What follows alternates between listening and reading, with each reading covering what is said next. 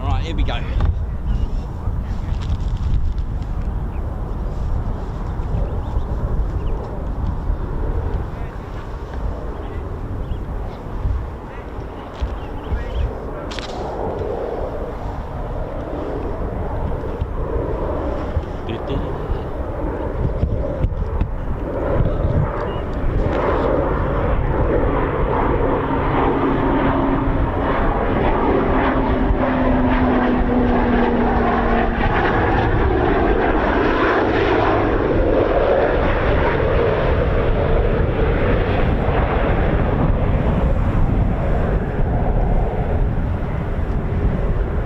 Well, welcome back, ladies, gents, teddy bears. Apologies, but we're back. That's the main thing. Had a dose of a fried laptop. Does anyone want some fried laptop?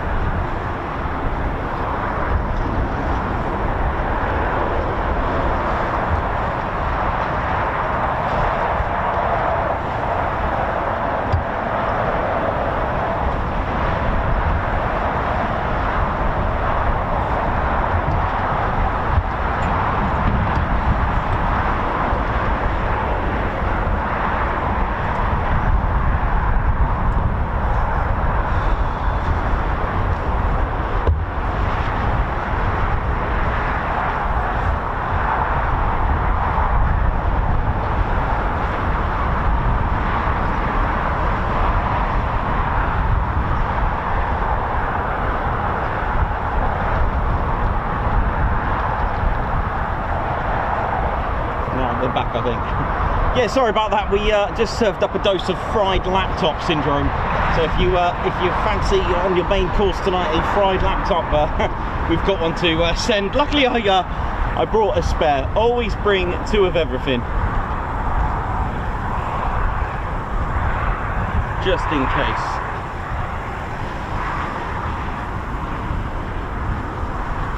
Finger the back.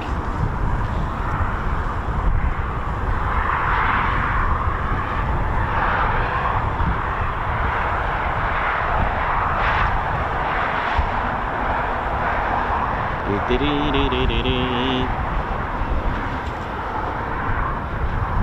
I think we're good.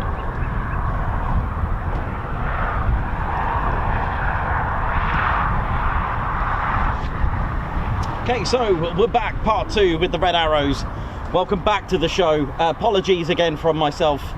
That's what technology can do sometimes, but there we go, we're back. And it was a bit of a shame because I was talking about something really important like the Augsburg raids, but no worries. What I'm going to do next time, I'll get the I'll try and get a Lancaster model of a Lancaster. Next time I'm here, I'll try and swing by a model aircraft store just to quickly get a Lancaster for you.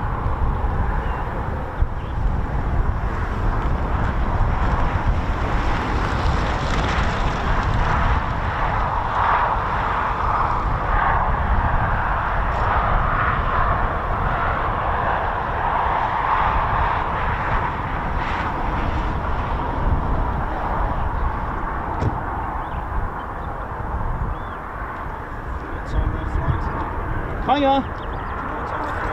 I don't know an exact time, but they should be up any time between now and 1:30, I think. Okay. Alright, they won't be too long.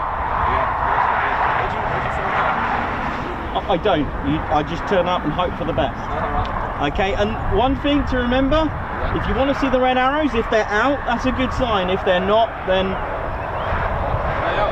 Yeah, they're over there. So next time you're wondering I might stay, If you can see red arrows over there, that's a good sign. All right, no worries. There we go. The canopies are up, which is a good sign.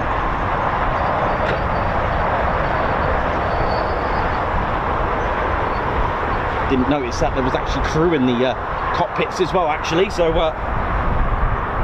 there's crew in the aircraft now, so it won't be long. I've only just seen it. There we go. This is good.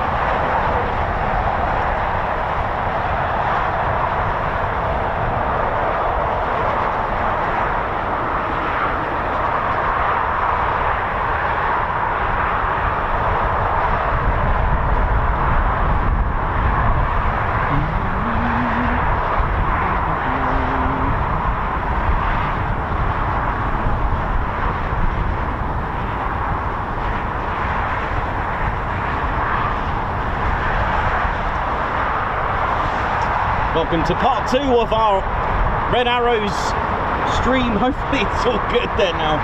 I don't know. I've got a bit of work to do to see what's happened to the laptop. Oh, poor thing.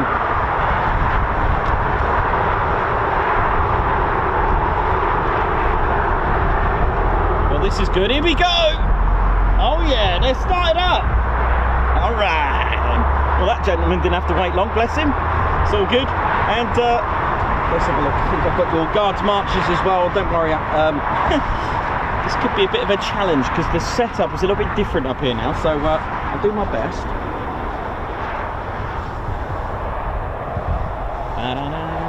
My name's Nick Austin, your cameraman and commentator. Give the part 2 a bit of love. We've got a bit of catching up to do with the Ted Coningsby channel. Right.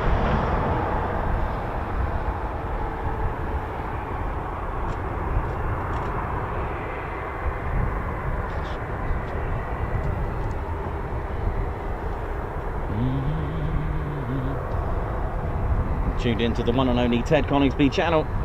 Through storms, you know, trying to... Oh dear, never mind. Be alright.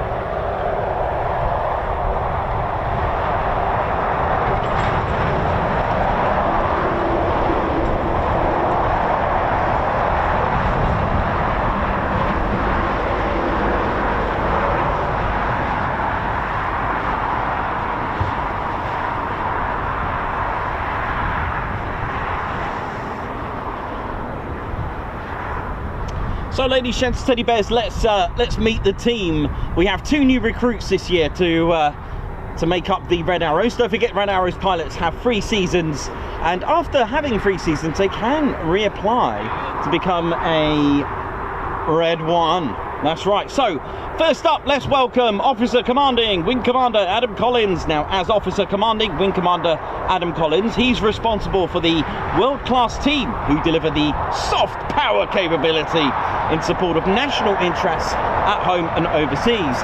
Now, I want to welcome Red 1 Bondy, team leader. Now, squadron leader John Bond, known as Bondy. He's the one that choreographies and puts together the Red Arrows display. So he's primarily responsible for all aspects of the display, from running the training program to choreographing the show itself. So he leads. Now then, let's welcome Red 2, new to the job during his RAF career. We welcome Flight Lieutenant Rob Thomas, who flew Typhoon in the quick reaction alert role. So he's experienced safeguard in the skies in the UK and the Falkland Islands. And next up, newcomer, becoming the very first Red Arrows pilot to have flown the F-35B Lightning. And we welcome Flight Lieutenant Andrew McEwen.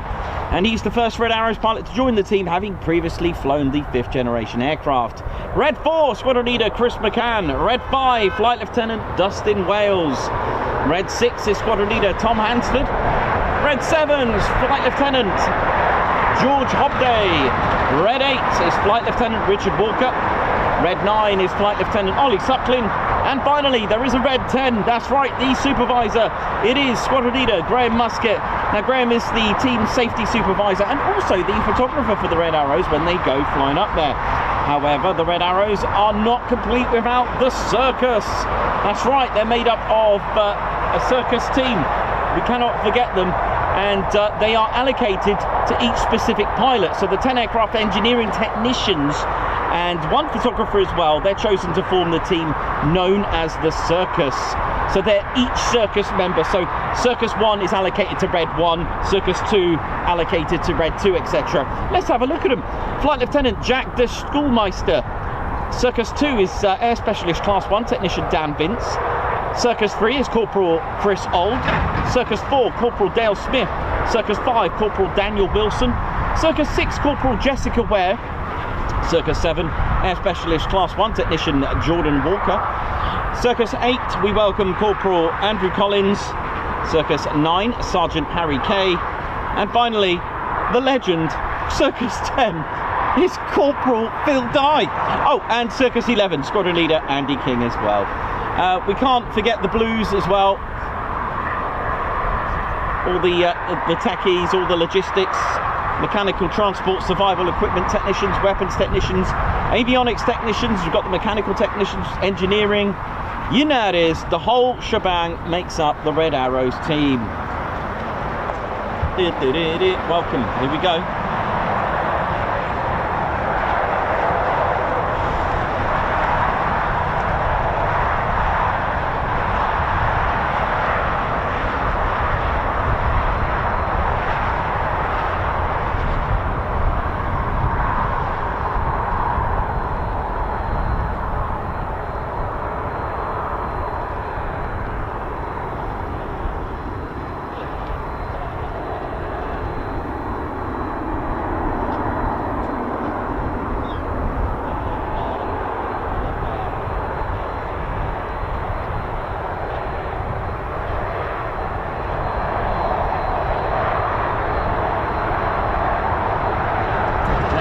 Teddy, what we got?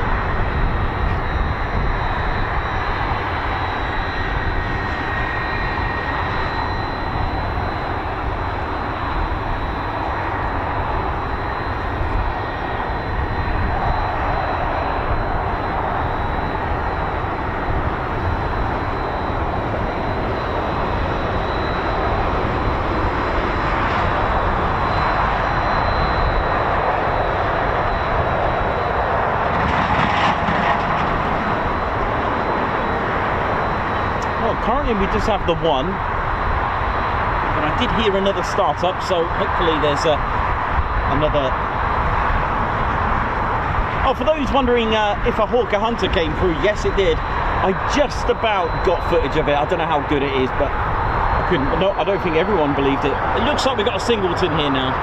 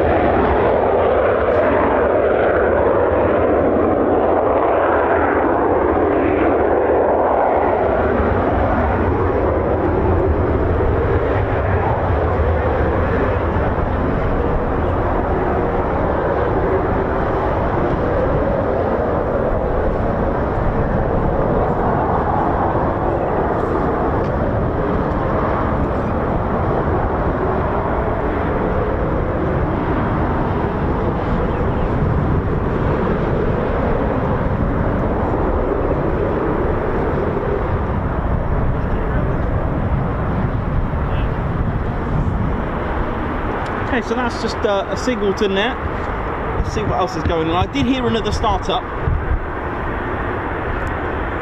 which you can probably hear as well on your at home there.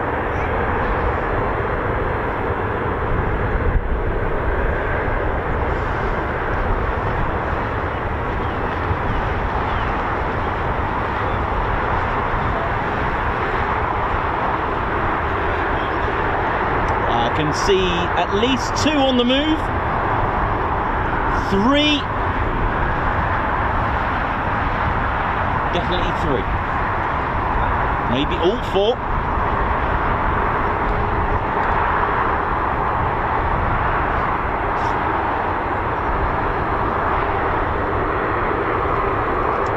Just wishing a happy birthday to Amanda, which I think she's from Liverpool. Happy birthday.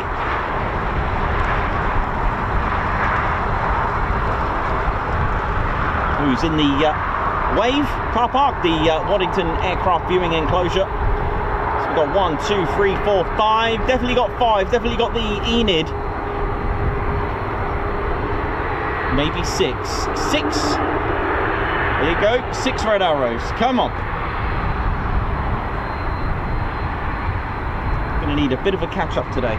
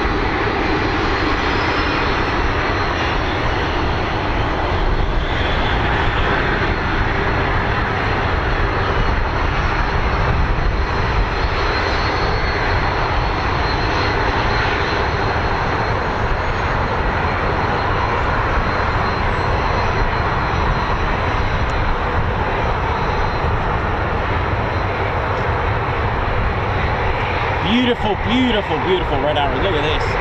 Oh.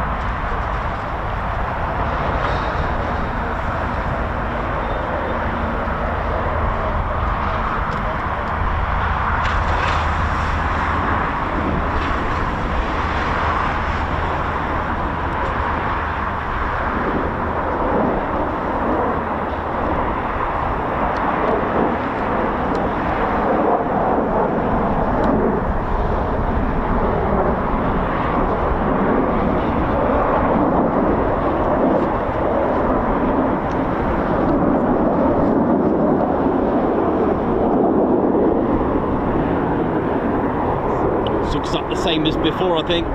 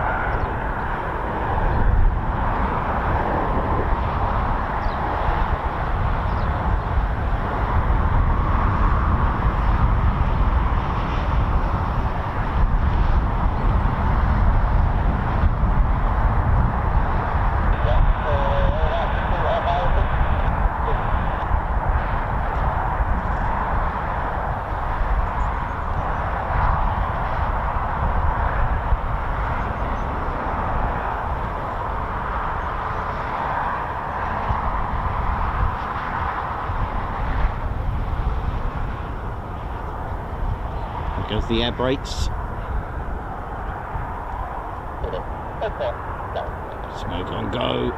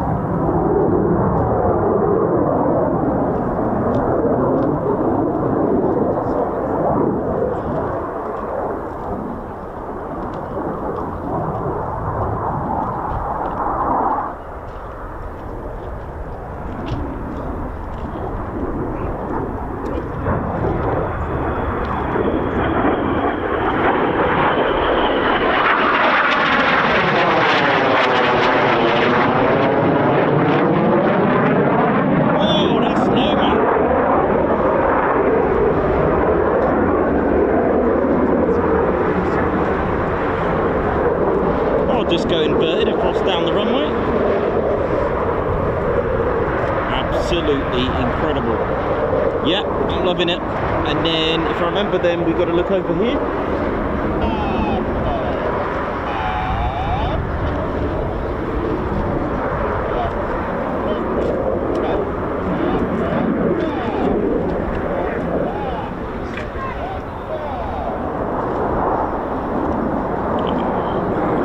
Watch this all day, man. They're just amazing, aren't they?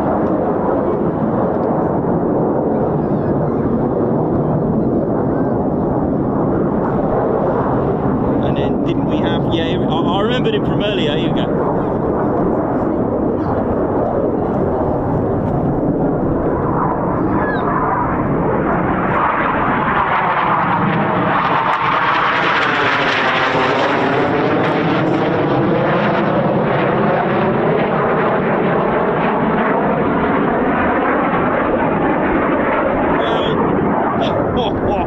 That was beautiful.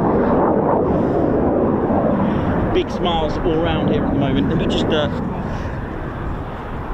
because of the new setup on here, I'm not as I had it before, and I'm a bit limited.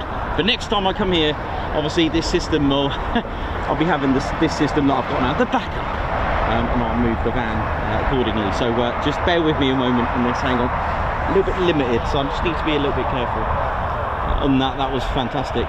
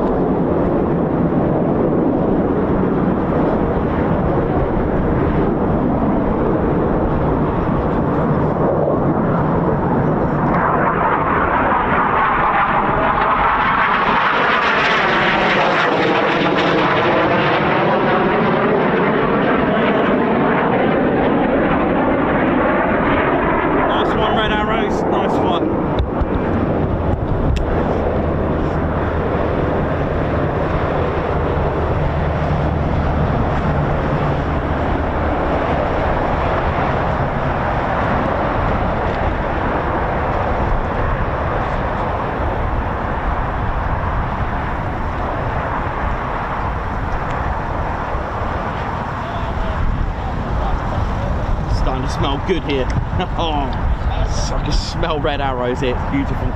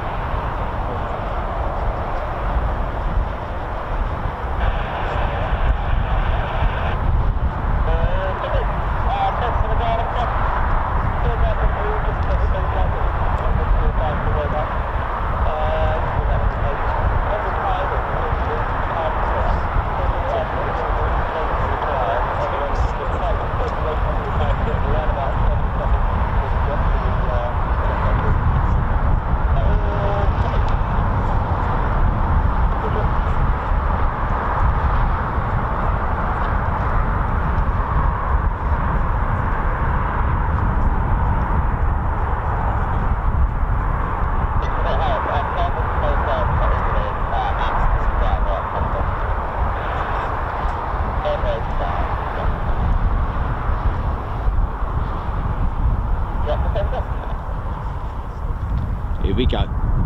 Ted Coningsby channel live here at RAF Waddington, exclusively here to bring you Red Arrows training throughout the year.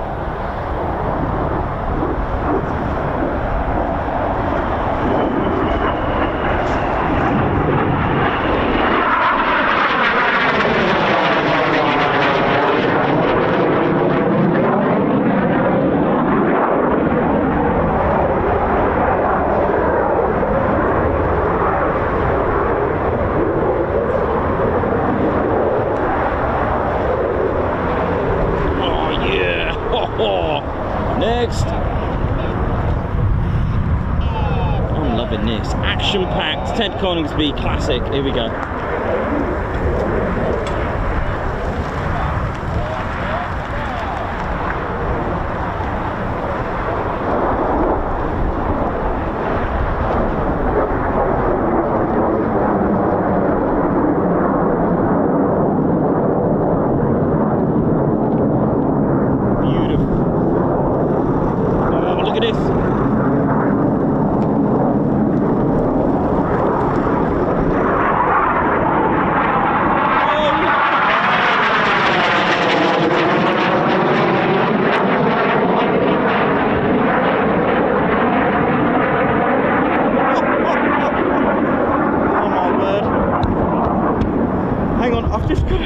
My jacket is causing a bit of a problem here. Hang on.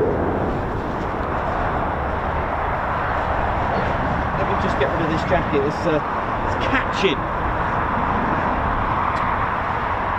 If it ain't one thing, it's another, isn't it?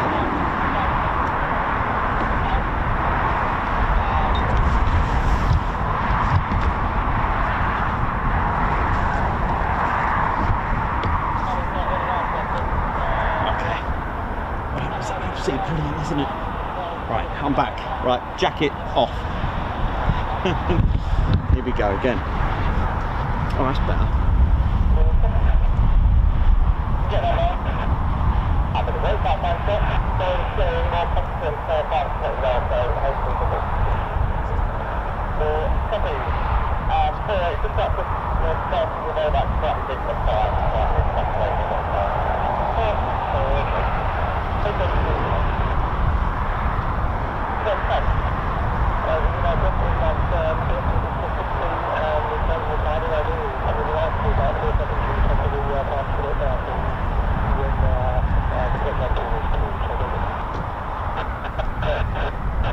Birds trying to get in the older picture there now.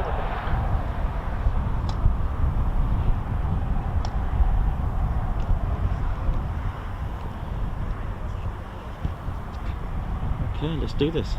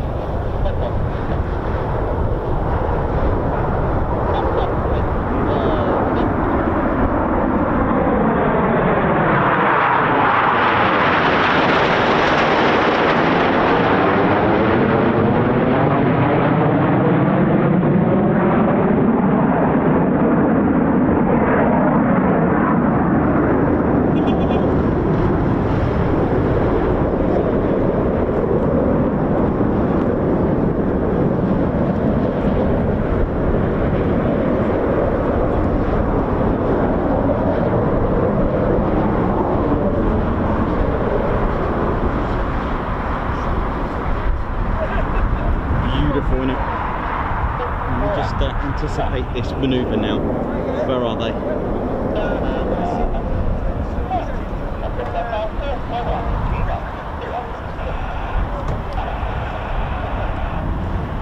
Here they come.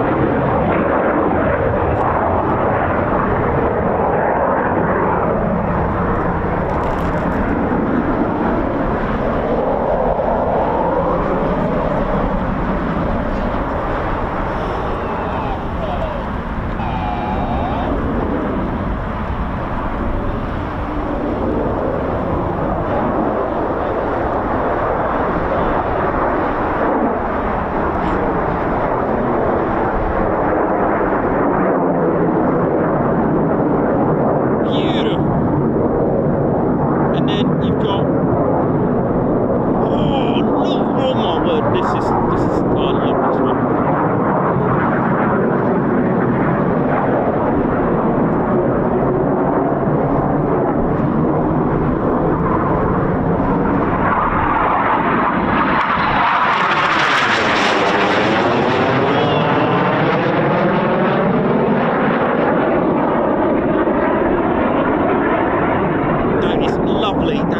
Aggressive. Every now and again I just got to recoup on myself, just 1 sec, because it's a lot of tensing to get some of that very stable. I'm loving that. They're so low. I'm loving it. I'll tell you what, when they go up and roll at the top, I'm just going to cut that short, because I don't know which red it is that comes in, the one that just went past now, he comes in low, man.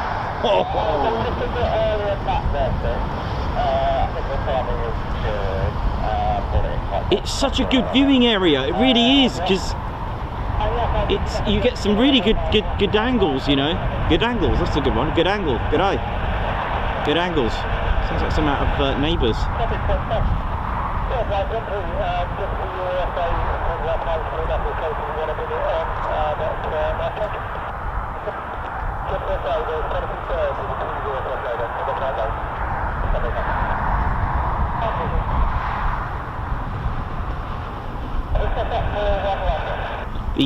The frequency that you can hear is just red arrows, air to air. It's not anything else. It's just literally from the red arrows.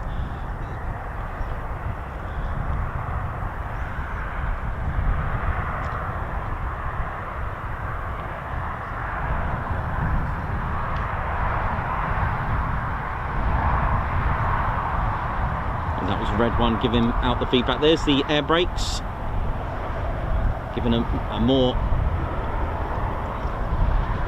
plumpier plume of smoke. Creates like a turbulence. It makes the smoke more puffy. Is that a good word?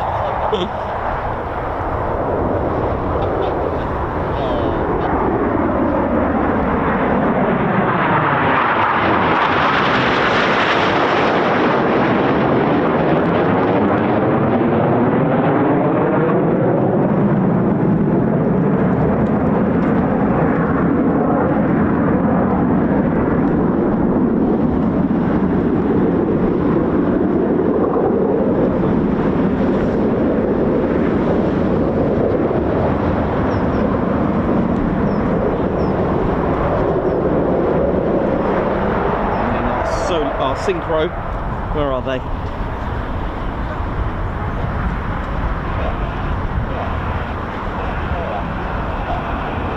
Just got to remember where they all are.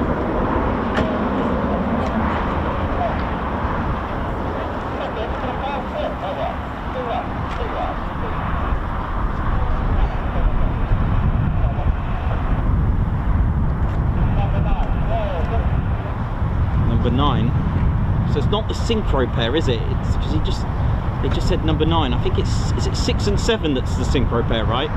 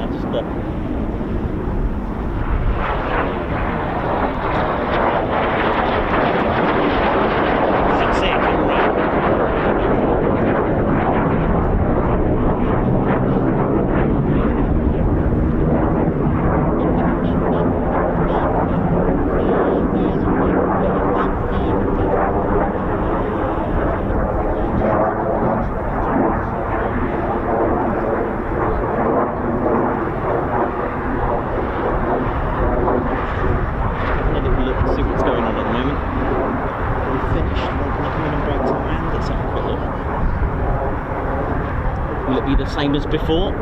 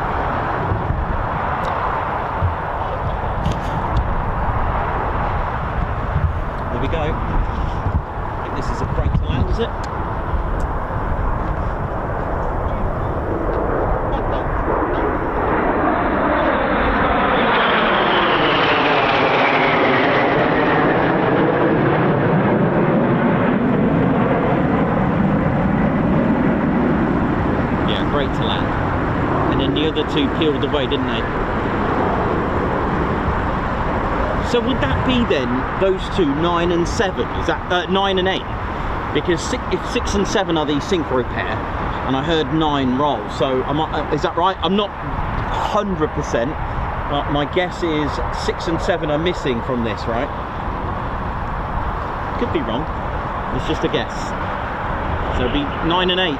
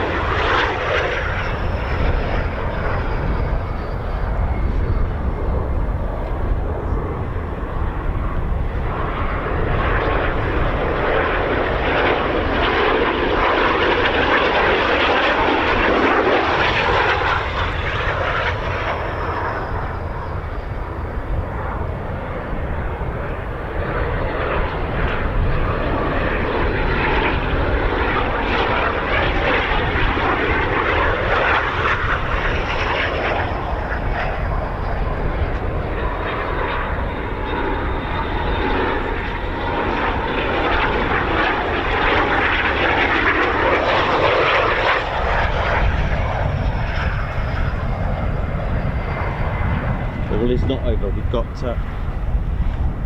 2 reds ready for a surprise, I think. Like last time, this could be the same as last time. Ready to surprise us. Hang on.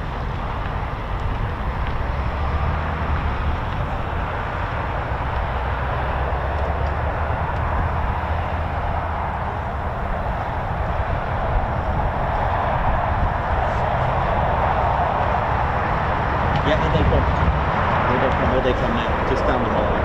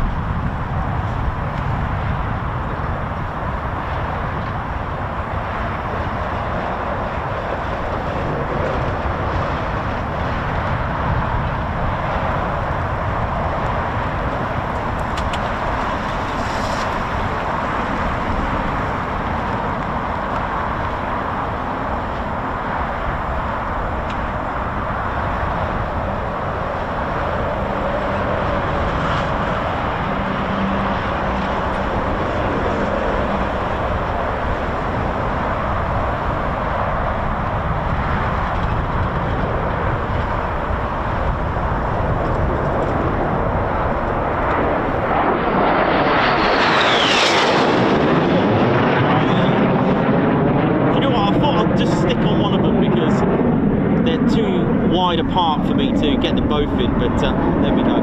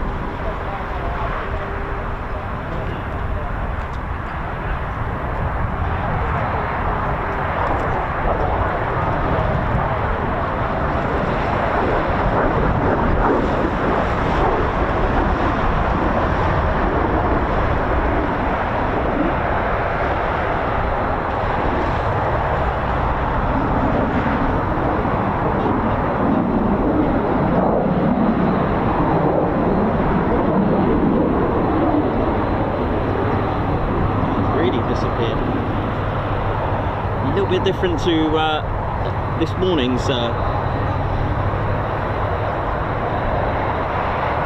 pattern.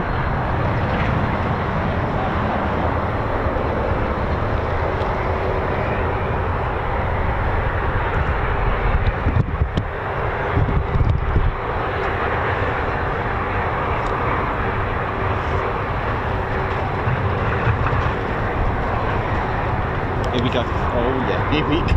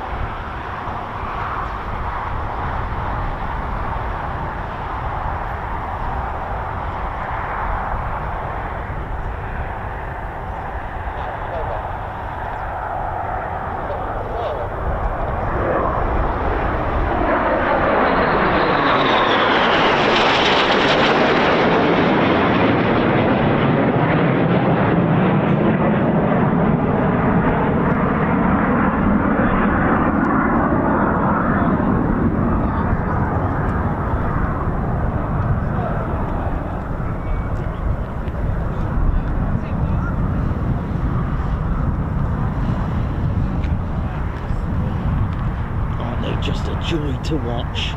And the good thing about training is that you get to spend a whole day with the Red Arrows. I mean, think about that. Let's spend a day with the Red Arrows.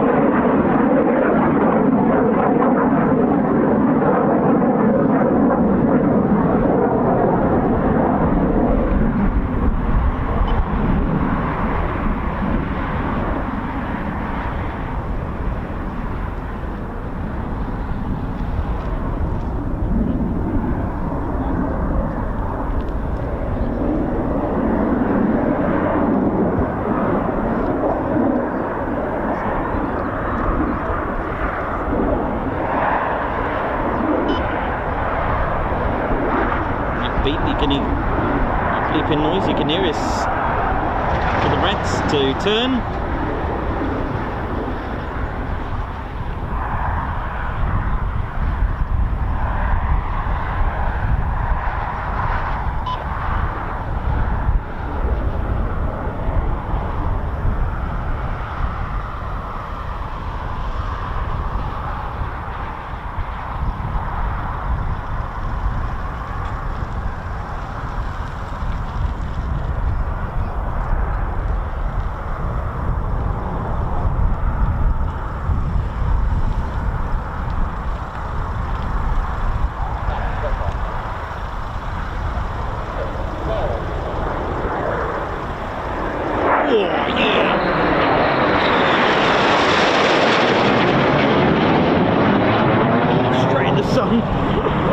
Oh, how about that then, eh?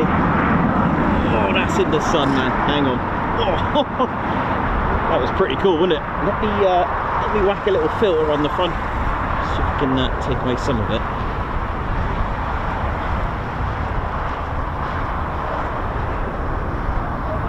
Hope you enjoyed that. That was pretty cool, wasn't it?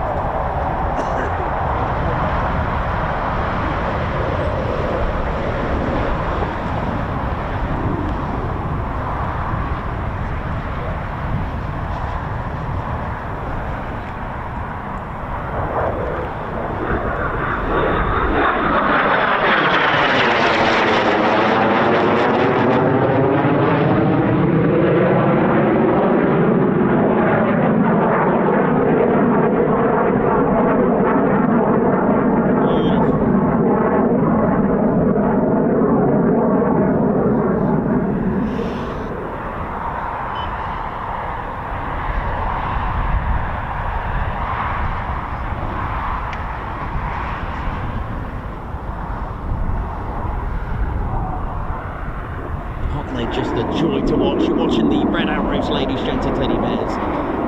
Welcome to the show. This is the Ted Coningsby channel. We're live here for the Red Arrows here at RAF Waddington for the training for the Red Arrows, which is week in, week out. They do train daily with various sequences and formations, so don't panic. They're not in a 6 this year or anything. They just train in all sorts of combinations, all sorts of sequences, practiced over and over again.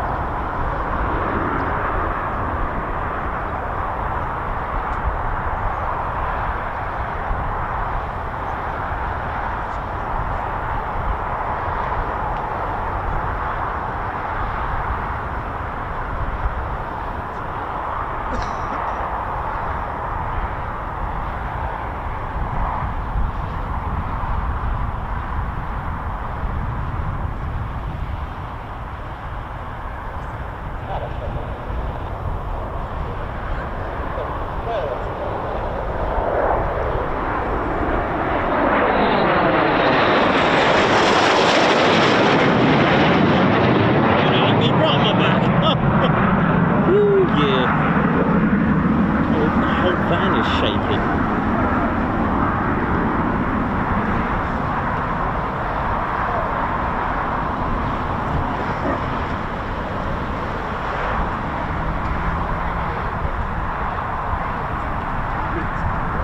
Beautiful.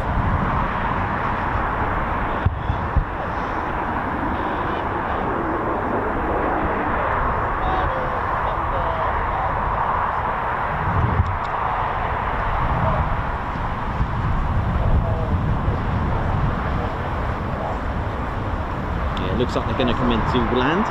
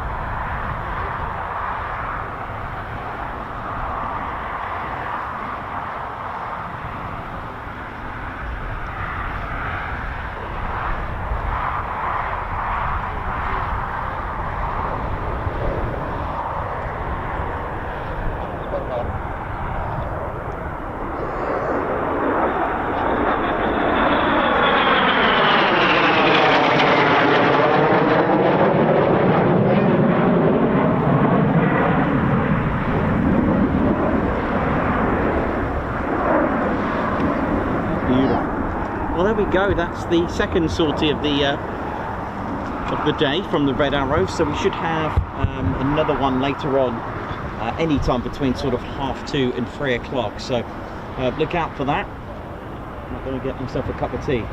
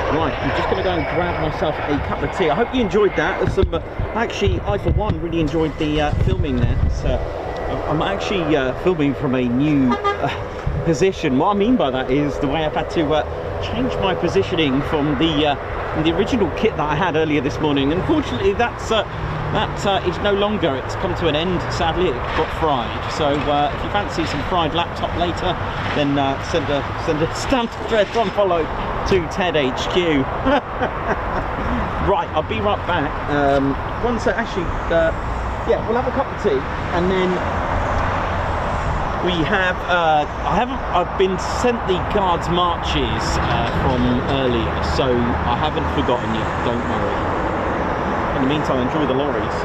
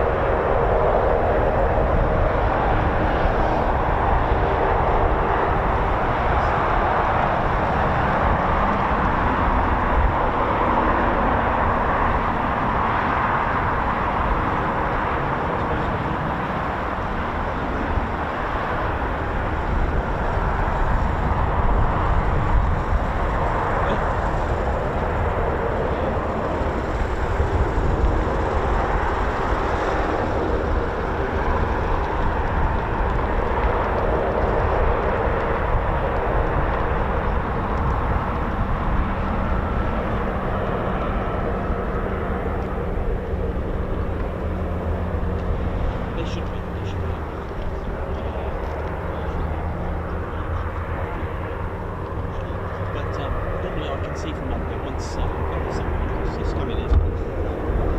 Just see what this is. Just coming in now. Actually, what is this?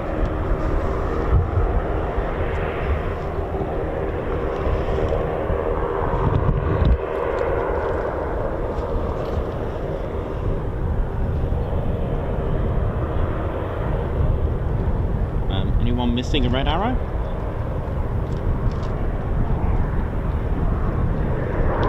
When did this one come from?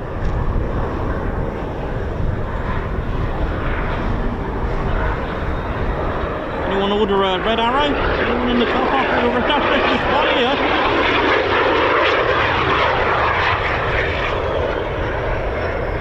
Cool. Where did that one come from? That was an odd one.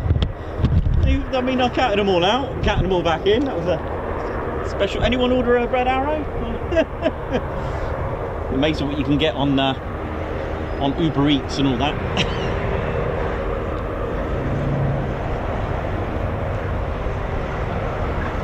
Right, I'll just finish off my cup of tea, and I'll be back with you, ladies, gents, teddy bears. How's that? All right.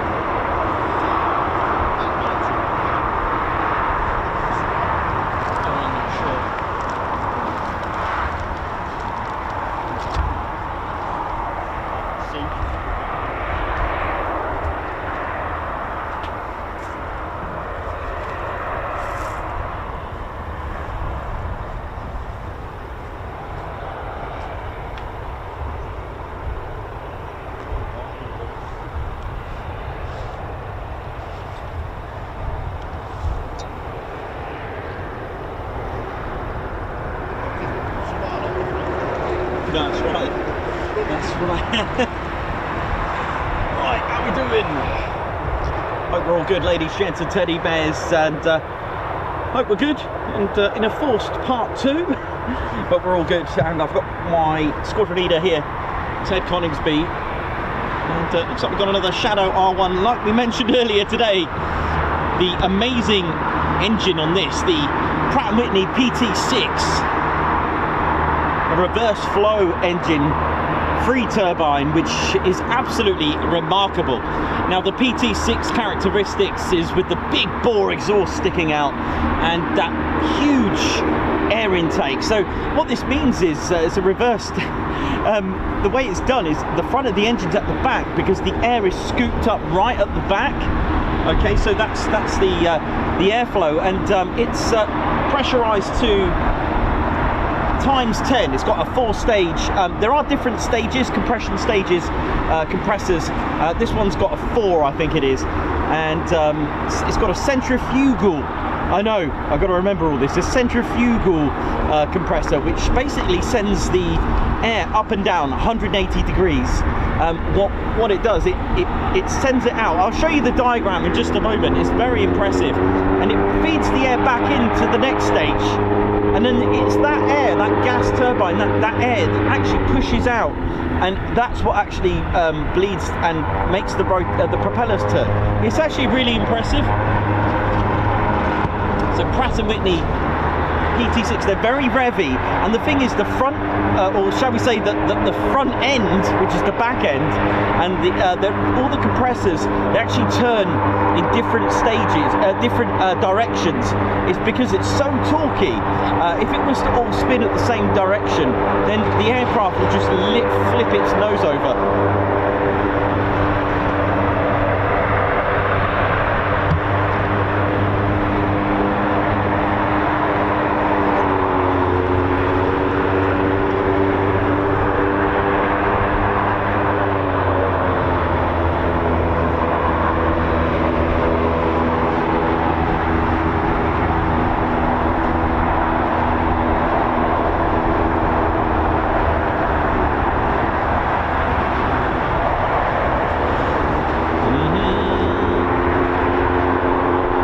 So this is the Shadow R1, and it's part of RAF Waddington's aircraft.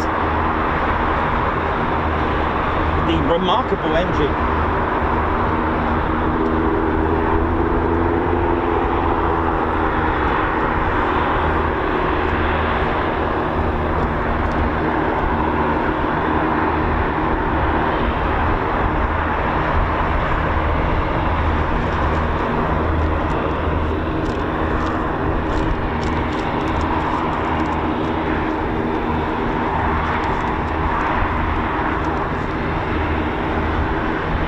May have to draw another one, I think.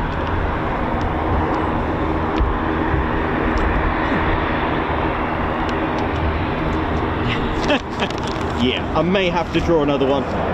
So it's the PT6, Pratt & Whitney PT6. Oh, apologies with the rustling of the paper there, but there we go. So it's the free turbine, no bypass, reverse flow engine. So the air is scooped up in those massive intakes. If you have a look at them, I'll be really quick. So the air goes in the back.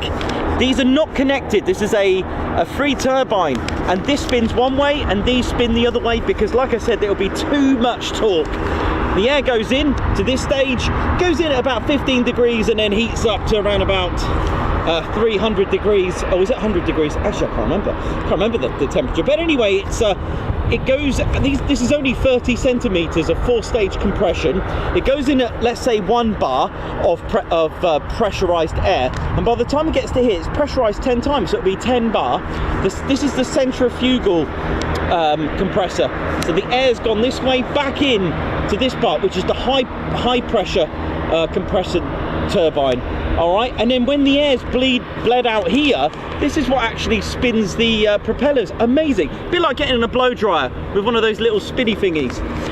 There's so much torque, about 35,000 RPM, that the gearbox has a two-stage planetary system to actually slow the revolutions down to about 1700 to 2200. Like I said, this needs to spin one way and this needs to spin the other way, because basically in a car, if you've got too much torque, you're like those muscle cars, they lift up because there's just too much torque. So this is what this is one way around it. Anyway, I'll let you enjoy that. I will have to draw another diagram, make it a little bit more simple, but I hope that kind of made sense. Like I said, I'm not an engine expert or anything, but that's just to give you an idea of how special this aircraft is. In those intakes, there are filters to, obviously, for FOD, like foreign object debris, to stop things going in there and damaging the engine. But the rear part, which is, like we said, the front part of the engine, because it actually goes in backwards, it's only 30 centimeters long. Amazing.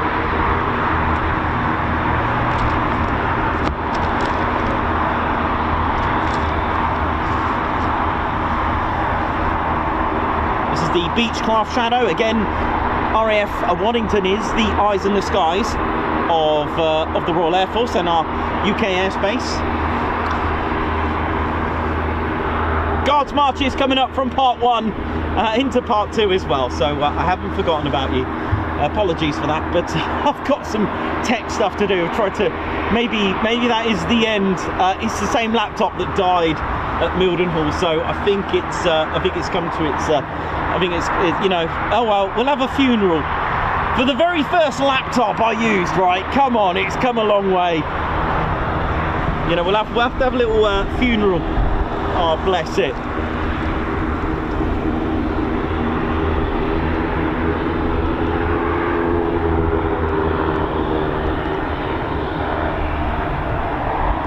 So for those that are tuned in here in the car park, hello, oi, oi, and welcome. The red arrows are still out, by the way, so for those that are new, stay put, because they could be going out again.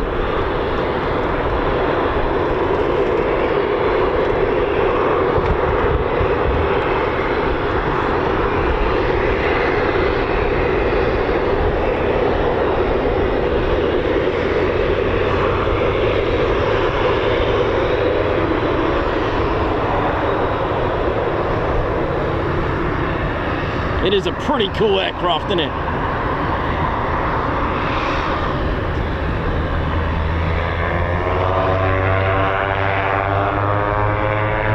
Listen to the PT6, go on!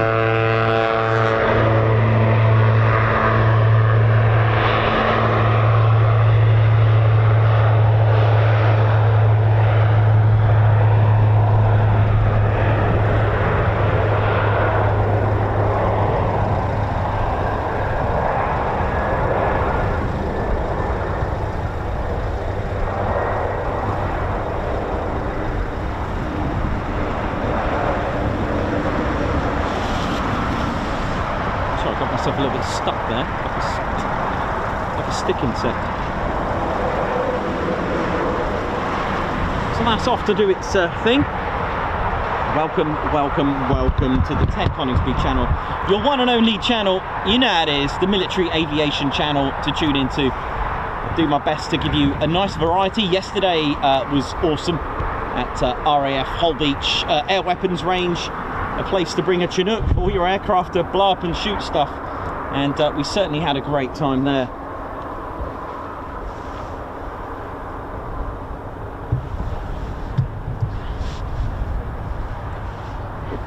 So of course I'm joined with me by my squadron leader Ted Coningsby, the boss of the show.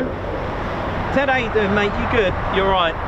Ted's a little bit he's alright. He just he hopes you're okay with today, and hopes that you all enjoyed it so far. And Guards March, this is from part 1. We haven't forgotten about you, and we do apologise from all of us at the Ted Coningsby channel. Alex Raven, Guards March, welcome to the Ted Coningsby squadron who's joined us today. White Wizard, high five as well, who's gifted a Ted Coningsby membership, Guards March. White Wizard, high five, Guards March, thank you for gifting another Ted Coningsby membership. And ooh, check you out, you know how it is with your green badge. Nice. Karen Glenn with 20 months membership. Wow, already 20 months. Love this channel. Thank you very much, Karen, for your support. 20 months. Margot Baxter, thank you very much. Guards March, thank you for the super sticker. Paul Harris, another green badge member, high five. And Paul has gifted 5 Ted Coningsby memberships, Guards March. Jenny B as well, thank you very much for the super sticker, Guards March. Rock Cape Chappie 53, thank you very much for the super sticker, Guards March. Black Hawk NZ, thank you very much, watching from New Zealand. Thanks for the super chat, Guards March. Colin Dunn, member for 9 months, Guards March, thank you. Guards March for Sue Arthur, member for 16 months. Jan Clark, who's part of our fighter squadron, has been with us for 7 months, Guards March. Bob Mac UK, good to see you on here, who's been a member for 10 months. Lots of love to the best channel out there. It sure is, and thank you very much. You've heard it from all our fans. Margot Baxter for Ted Salmon Sarnies, thank you very much, Guards March. Chili Beef, member for 7 months. Oi oi, good morning, Guards March. Dave Earl, gifted a Ted Coningsby membership, high five, Guards March. And Fletch, member for 8 months as well, Guards March, who's put amazing times. And Alfie Lang, thank you very much. Oi oi, morning all, thank you very much as well to you for your amazing support. Also, White Wizard, high five, Guards March, thank you for gifting another Ted Coningsby membership. Good to see you on here, man. Margot Baxter with the super sticker of the pocket chair, that will be coming out soon. Babzar, high five, Guards March, thank you for gifting a Ted Coningsby membership. Margot Baxter, happy birthday to Claire Bear's dad, celebrating a great milestone today. Well said, Margot. That's right, celebrating his 80th and an ex-Royal Air Force of 35 years as well. That's Claire Bear's dad. Emma Tozer, high five. Who's been a member for 20 months. Thanks again, Nikos, Ted and Claire Bear, and thank you as well. Andrew Porter, thank you very much for the super sticker. Guards March, blue skies for Nikos and Ted. Thank you very much. Check out White Wizard, high five again. Thank you so much, man. What a gifted a Ted Coningsby membership, you know it is. Jill Rogers, member for 15 months. 15 months, thanks for all the lives. You're welcome, Guards March. Jojo Illot, high five, who's gifted a Ted Coningsby membership, Guards March. Alex Raven has been a member with us for 4 months. Thank you for the best 4 months since joining, Guards March. Ali Leyland, thank you very much. The last red arrow must have been Red Ted. So here's something towards his late lunch. Yeah, probably Red Ted, you know. Guards March, thank you very much. And Elizabeth LeBourne, member for 10 months. I have loved to chat with everyone on here. Thank you very much indeed, Guards March.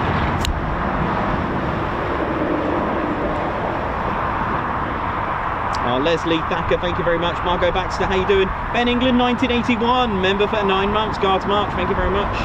I know, lovely blue sky. Alan Gates, how you doing? Hope you're good. And I hope you all enjoyed yesterday. It was really cool, wasn't it? With the Chinook, absolutely brilliant. Davey, how you doing? Hope you're all good, man. Guards March, Alex Blackcap, Chris G, Elizabeth LeBourne, and Edward Coates, Ali Leyland. Hope we're well and feeling good. Right, let's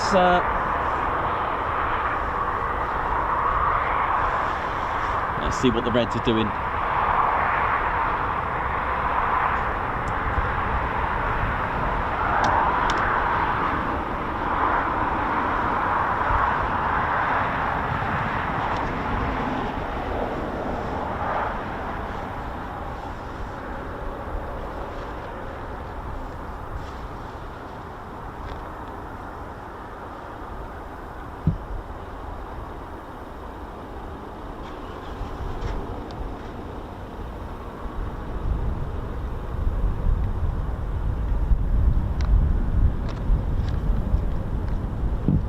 So the Red Arrows have made Waddington their home since October the 13th, 2022, when they moved here from RAF Scampton. Here comes our shadow, I think that is.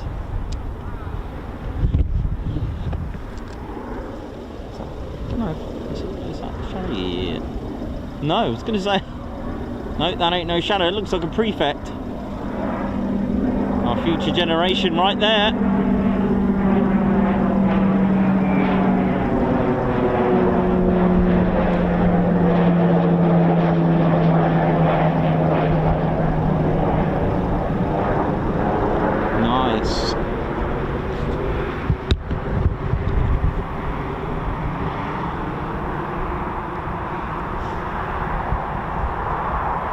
And as I mentioned earlier in the other stream, I never got a chance to say the Augsburg mission. Like I said, they were in. Yeah, it's an amazing story, like I mentioned earlier. But maybe I should go and get myself the Lancaster, and I'll come and tell you the story, because it's a fantastic story.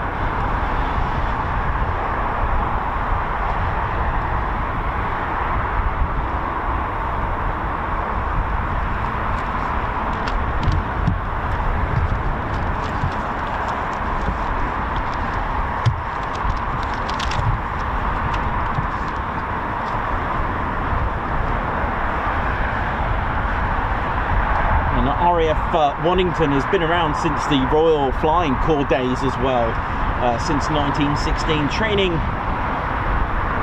not only a future generation of British pilots, but also American for the US Army as well. So it's had a fundamental history.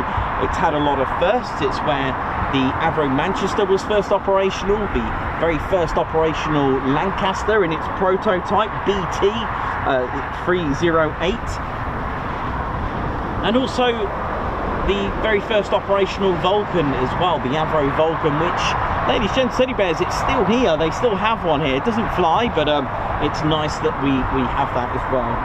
But it was amazing, you know. It was amazing as I was. I never got to tell you. I don't know if I can do it from here, and I do apologise if it's a little bit rough. But the sun might be a little bit better for me to do it from here. Let's. How we doing? Hope we're all good, ladies, gents and teddy bears. Hope we're well. Yeah, so I wanted to talk about the Augsburg raid, but I'm not sure if I'm going to be able to do it from here, but I'll try my best. So the Augsburg raid was, well, we kind of have to think about the Avro Manchester that was here serving with 44 Rhodesia Squadron. So it's quite a bit to talk about. I've never actually told you in full detail about it, and what happened on the raid of the 17th of April 1942. You see, there was the Avro Manchester. Now, it had a bit of a bad reputation. The Avro Manchester was at RAF Coningsby as well, with 97 Squadron and 106 Squadron. Now, if you remember when we said in 1942, in 1942, RAF Coningsby closed in the months, I can't remember off the top, I think it was July, I think it was. They closed the runway to, because it had a grass runway, and it was, not all runways were concrete. Obviously, as you get heavier aircraft, you need to improve your runways. So what they did, grass runways weren't really suitable for heavy bombers. So one by one, they would close the airfield and create that Class A triangle airfield. So it's called a Class A, hardened runways with concrete. 97 Squadron left Coningsby because it was closed. They went to RAF Woodhall Spa, and 106 Squadron moved to RAF Syerston, but because of the delays at Coningsby, they ended up moving to RAF Metheringham. Now, there was a prototype in September 1941. It was Bravo Tango 308. Now, this prototype was a Mark III Manchester. Now, the Manchester was a two-engine bomber. So was the Hampden, so was the Vickers Wellington, but the Manchester especially had a really bad reputation. Didn't have enough power. In fact, it was quite unreliable. The RAF decided they needed a four-engine bomber. So Arthur Harris, or Bomber Harris, was quite keen to. Well, actually, he really loved the Air Marshal Bomber Harris, Arthur Harris. He was the main man for this kind of thing. He really didn't like the very first four-engine bomber. Yep, it wasn't the Lancaster, it was the short Stirling bomber. There's all sorts of things that it didn't have the wingspan it was required to have. But then again, four-engine bomber on the Lancaster, four-engine bomber on the B-17, so I'm not sure what happened there. Maybe it was just too long. But anyway, September 1941, BT-308 came here.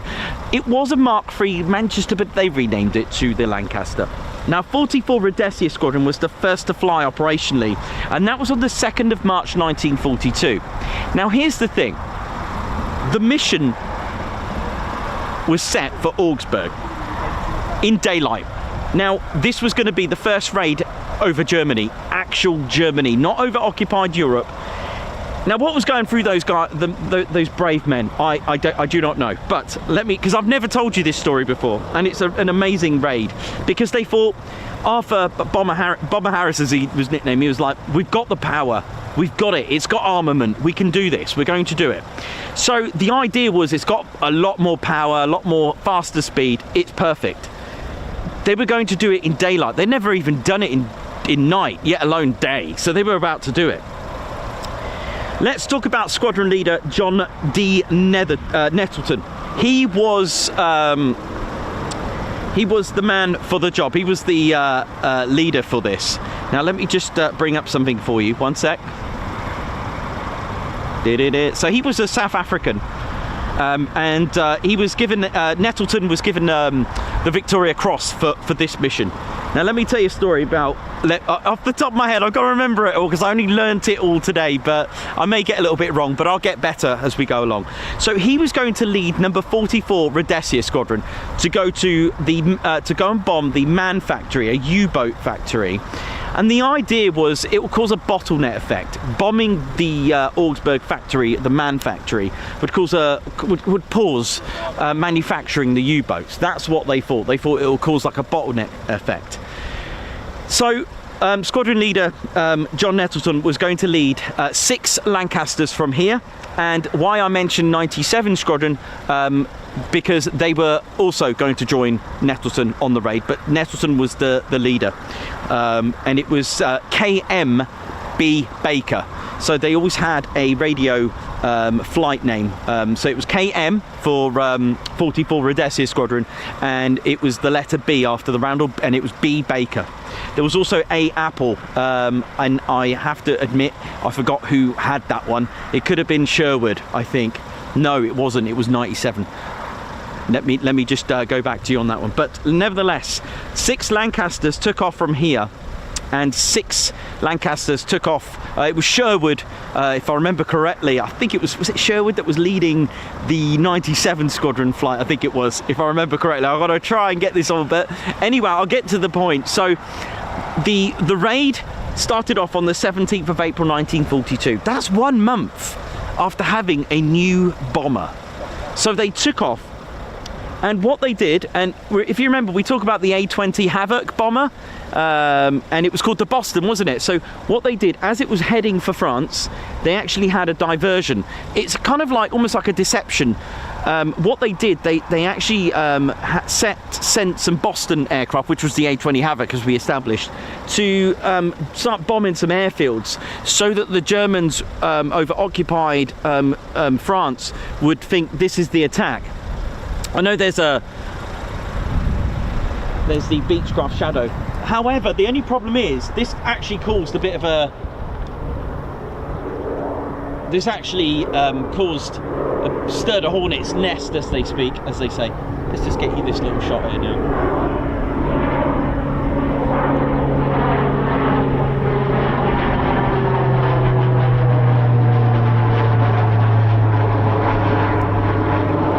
So yeah, it actually didn't go too well. Whether they should have used Spitfires to escort the bombers, it didn't actually work. And there was, I think it was 2 JG, and I forgot there was an Ace that was there, and he shot down. Right, don't forget, Nettleton was told if it didn't work out, if they were getting attacked and they lost bombers, then scrap the mission. Ladies and steady bears, Nettleton lost 3. There was 3 Lancasters that were shot down, and they hadn't even gone into Germany yet. Now, here's a quick story that I forgot to tell you. When the Lancasters took off, because it was the first time, they hadn't encountered flak before, and one of the things that the men did would actually take armoured plates and put them on their bottom. They put them on their seats. Now, one of the pilots, I remember a story, said that he said, "Why am I the last person to think of this?" He actually used his steel helmet, put it under the cushion of his seat, so he was rolling around. Amazing breed back then. And 3 Lancasters were sadly shot down of Nettleton's 44 Rhodesia Squadron. But anyway, once they survived that, so there was still 6 from 97 Squadron, and only 3 left. three left from 44 Squadron, they finally saw the river that was leading to Munich. So the flak gunners and everyone was on alert, ready to scramble fighter aircraft to intercept the Lancasters at Munich. They thought they were going to Munich. They hadn't even Augsburg probably didn't even think about having bombers. No one ever believed that bombers could actually get into Germany. They turned. That was the marking point. They split before they got to Munich. So those that were thinking about intercepting those Lancasters didn't even get a chance. Sadly, another of Nettleton's Lancasters was shot down. Sherwood was also shot down. And finally, of the 6 bombers of Sherwood, I think, hang on, 5 came back. Yeah, there was 4 that was shot down. I'm just trying to think how many were shot down. So after all that, only 5 actually came back. 1 came back from 44 Squadron, just the 1 Lancaster, all on its own, and that was Nettleton's aircraft, and he was awarded the Victoria Cross for that valour to survive that. Of 97 Squadron, if I remember correctly, only 4 come back, so that meant 2 shot down. And one of them was Sherwood. I think it was A for Apple, and I think he actually survived. His wife was informed that he died, but he actually was catapulted out of his Lancaster and actually survived it. So that's a little story that I've never told you before, significant to RAF Waddington. It's quite a special story. Did it have any impact? No, not at all on the man. In fact, I think only 3% was damaged of of the factory. However, it was the first time they did this in daylight. It was the first time that they actually used the Lancaster. It was the first time they actually bombed into World War II, into Germany. But this meant that even with 4 engines, it still wasn't good enough. It still didn't have that. It's a really good story, and I will promise I'll get a little bit better. It's the first time I've ever rolled it out. I never got to finish the notes. For those that don't believe me, this is all I had, just that. And I had to remember the rest of it, so I didn't do too bad. So if I can be forgiven for that. But you know, when we see the Lancaster at Coningsby, when there's one, because obviously there's only one PA 474 at Coningsby, because there's only one, when it comes back, it always reminds me of watching 6 bombers and then only 1 come back. It's a really eerie thing. It's like there will be no cheer. And one of the other stories I was reading the other day is the fact that some of these are their roommates, and to see that empty bed of their roommate, that must be quite an impact, ladies, gents, teddy bears. Your buddies there, and not only that, you get to witness the horror of watching your fellow roommate getting shot down, and then at night the bed is empty. It must be a very eerie thought. Rest in peace, and lest we forget, ladies, gents, teddy bears. And they were awarded DFCs and I think it's DFM, and Nettleton was awarded the Victoria Cross for that. But the thing is, although it wasn't that successful, it gave a boost that they could do it. They could go into Germany. They could go all that way because it hadn't been done. Ladies, gents, teddy bears, lest we forget. And, you know, when we see this aircraft here, this little prefect, you know, this person in this pilot in here, you know, starting right down the bottom, has one thing on their mind. Frontline Royal Air Force pilot. That, you know, we must respect, we must honour those and have the absolute highest respect for those that join our Air Force. Now, I know we're highlighting a pilot there, but I want to talk about all roles because it all makes one unique role. From regiment to RAF police to maintenance crew to those working in air traffic control to the final outcome, the main final outcome, to fly. We must respect and love all those that make that decision to become Royal Air Force, because ultimately it protects the very sky that I'm stood right under, that you're stood right under. It's a very potent thought. You know, the reason why this channel gels really nicely with history is because we're seeing history in the making, shall we say. Like these pilots in these aircraft, of these Red Arrows pilots 2025 are making history. You know, one of the first Red Arrows pilots to have come from a 5th generation aircraft. Amazing.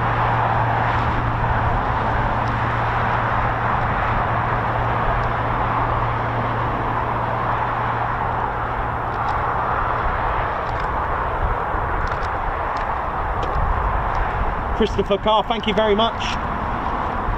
I hope you enjoyed that. Like I said, it was I do actually have, now it's a very famous Lancaster, that one of Nettleton's, and I actually got that one at home. It's a bit special for me to bring up here because I'm really scared I might drop it. It's KM for 44 Rhodesia Squadron, and it's B Baker. I've got that one made by Corgi, the Aviation Archive. I'm really proud of that. I really love my collection, and it just touches my heart to learn about the significant stories that these men, brave men,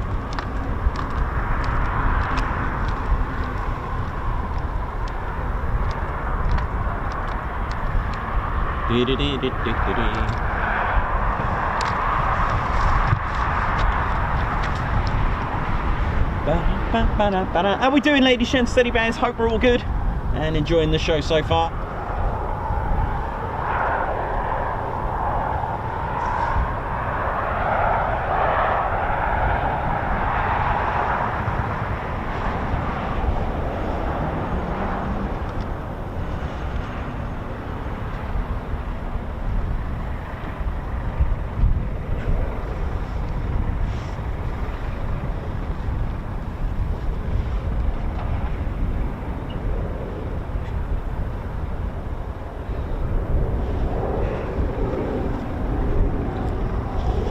The prefect again, doing a few low approaches for us. Well, not for us, but you know what I mean.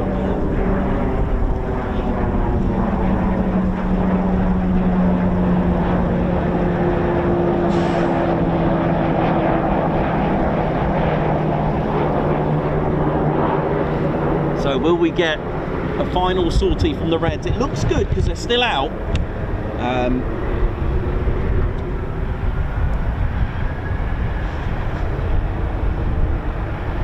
Let's hope so. Let's hope so. One more. Will it be a 9? Or will it be the same? But thanks everyone. Just a big shout out. Like I said, you would have heard it in the first part 1 today. The Ted Coningsby channel, always ring the base, make contact to let them know if it's okay to be here for the day. And we've done that. We don't just rack up, stack up. It's the wrong thing to do.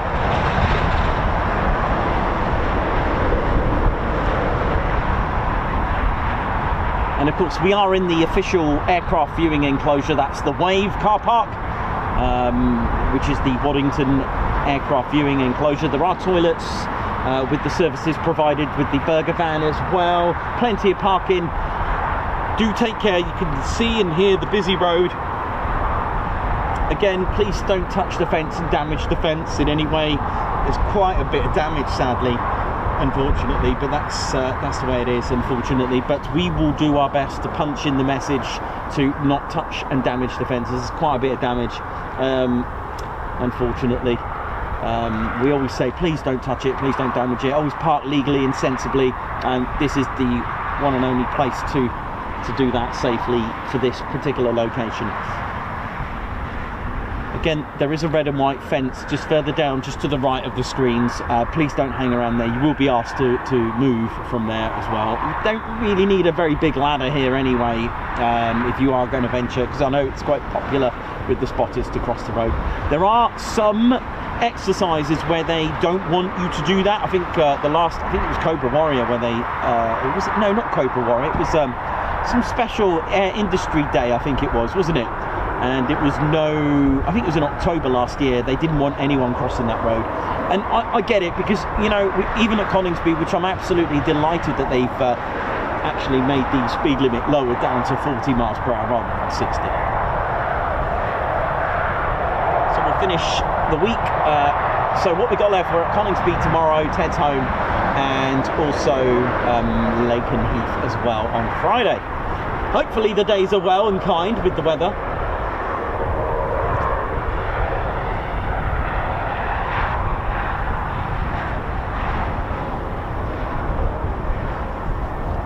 The sun's doing something interesting. It's got a ring around it, like a rainbow ring around the sun. Did I say the moon earlier? The sun. The sun's got an interesting ring around it. That's pretty cool. Anyway, there's number 8 squad. Sorry, yeah, number 13 squadron, 14 squadron, 31 squadron.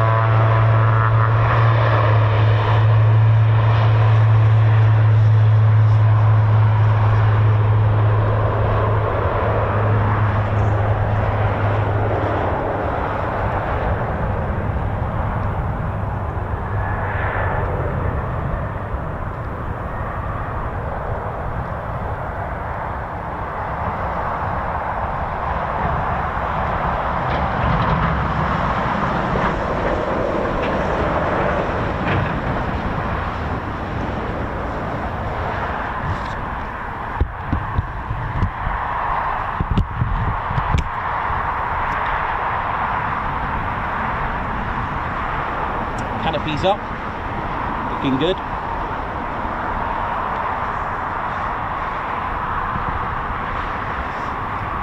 Just going to go and grab a quick cup of tea.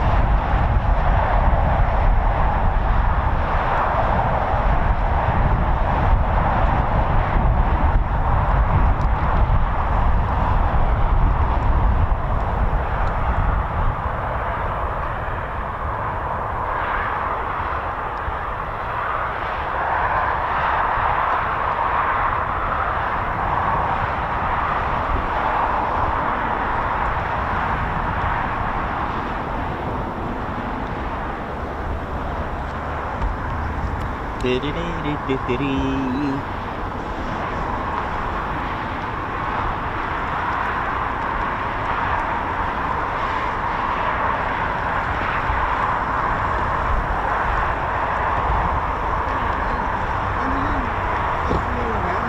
yeah, you alright? Hopefully later on, yes. Hopefully the Red Arrows. A bit less than that. Within the next hour. Alright. I don't know, I couldn't tell you. We just hope for the best, see what they do. Yeah, just they should go up before 3 or around 3, but they could do like practice displays. They might be just one of them, maybe 2 of them, maybe 6. It's at random. Right, so the canopy's up actually just now. You can see that on the screen. So hopefully we get another sortie with the Red Arrows very, very shortly. Actually, that'd be quite nice in this lovely blue sky. We're going to get some part of the golden hour as well.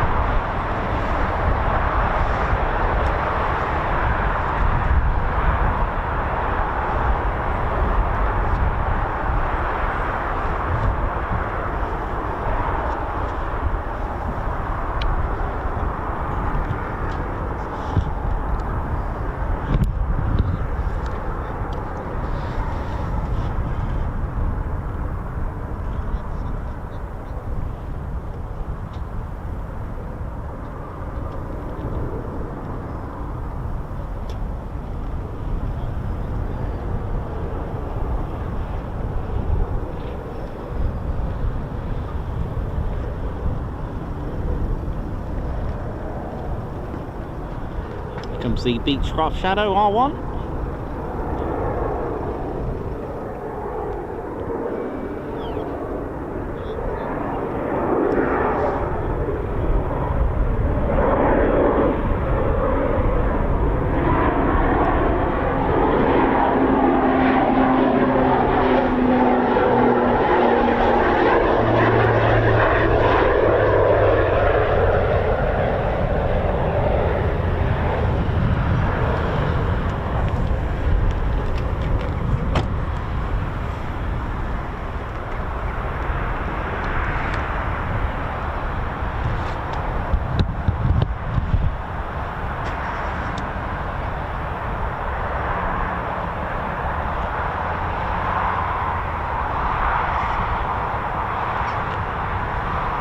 How you doing, alright?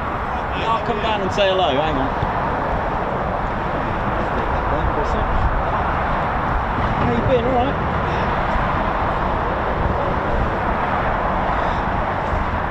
Things alright then?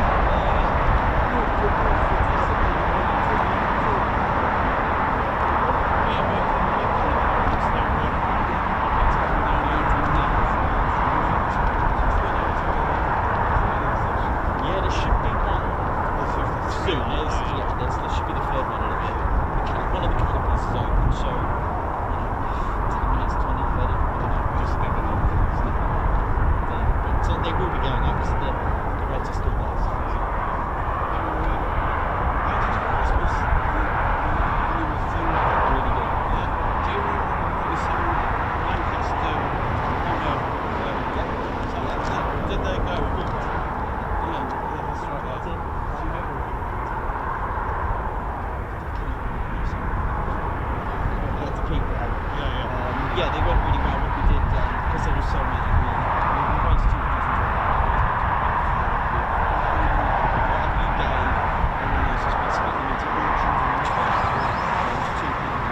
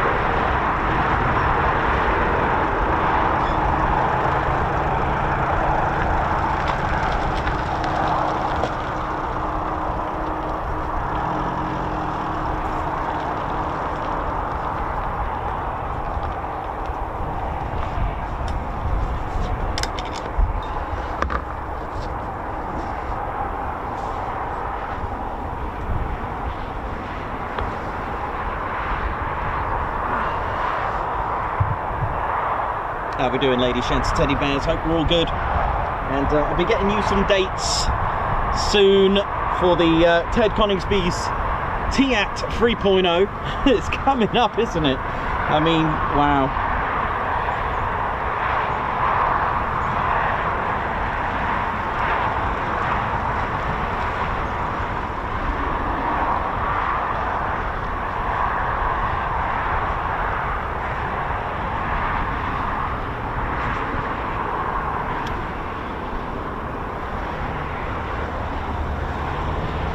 Oi, alright there now. Yeah, Operation Sunbathe there, sorry about that, excuse me there now.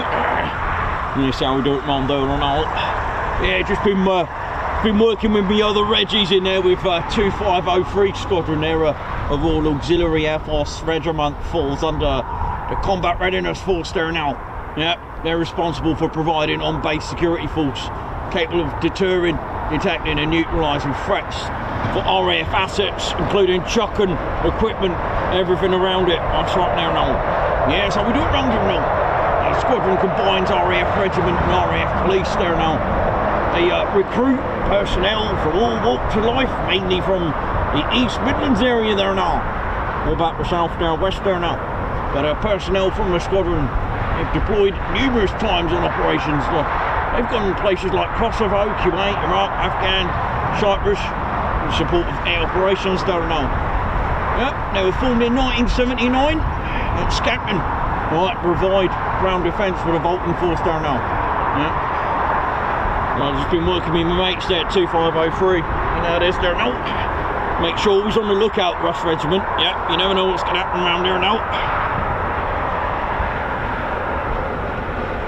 What was that? What was that? Did you see that? If you see that Red Ted fellow, I want a word of him. I know he's busy flying around there now. In fact, yeah, he should be somewhere. He's always doing some aerobatics there now. Oh, got some red arrows starting up there now.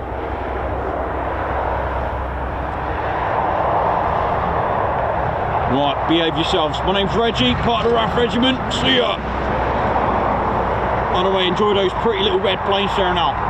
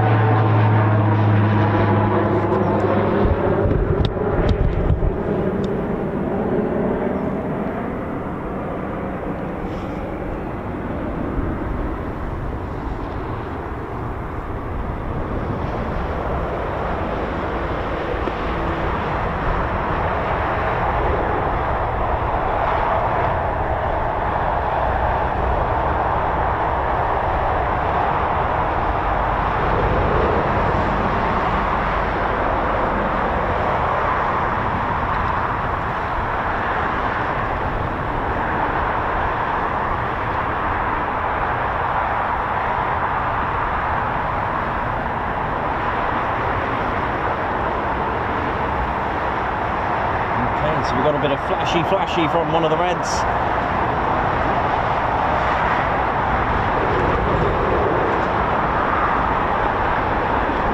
That's right.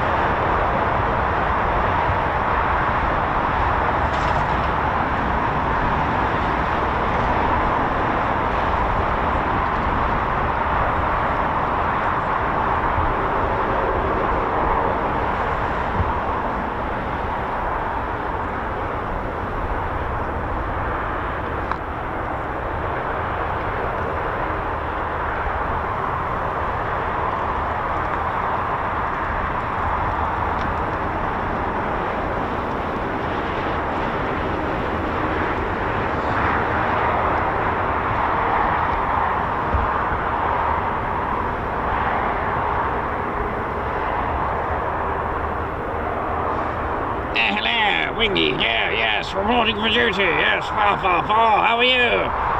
Happy New Year. Yes, far, far, far.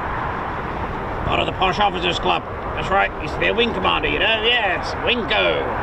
Yeah, my friends call me Wingy. Yes, far, far, far.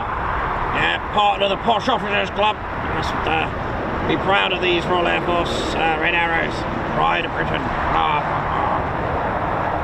Impossible to not sound posh in my club. Yes, you must qualify. Are you qualified to be posh?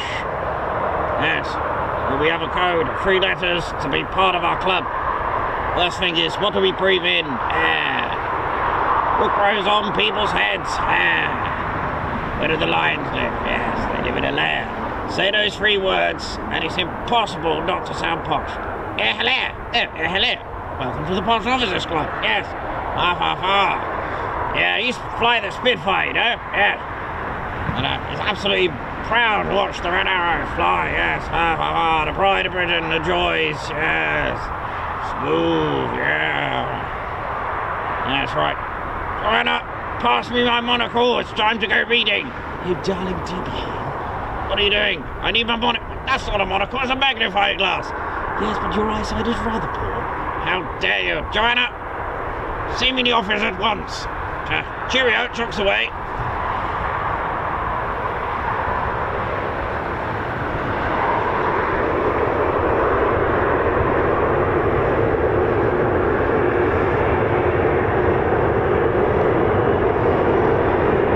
Time for the Red Arrows, I think.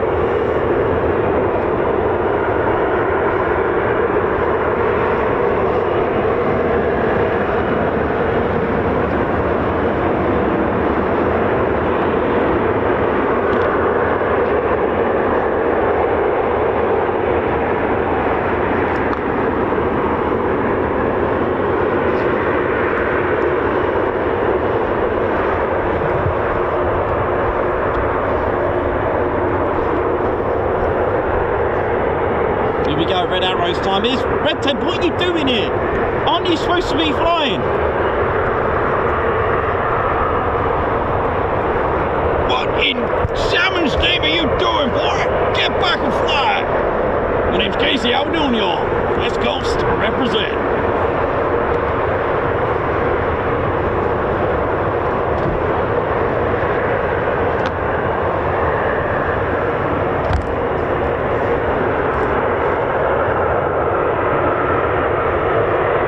Here we go.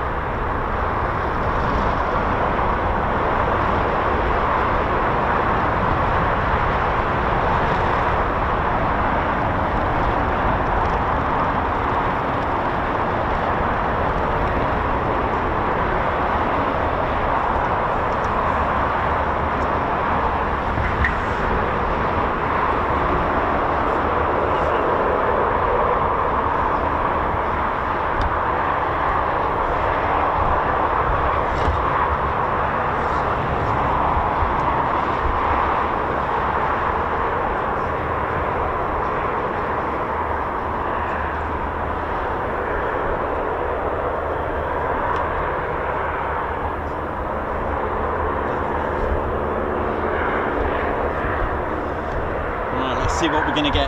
Come on.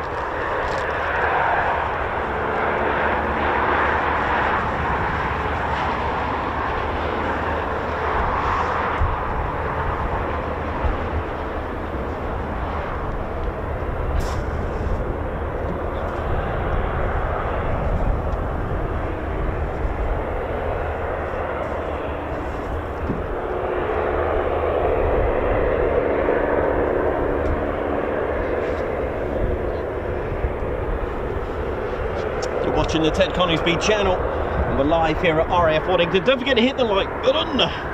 Hit the like and give us some support. Smoke on, go on that. And if you haven't done so, don't forget to subscribe to your one and only Ted Coningsby channel.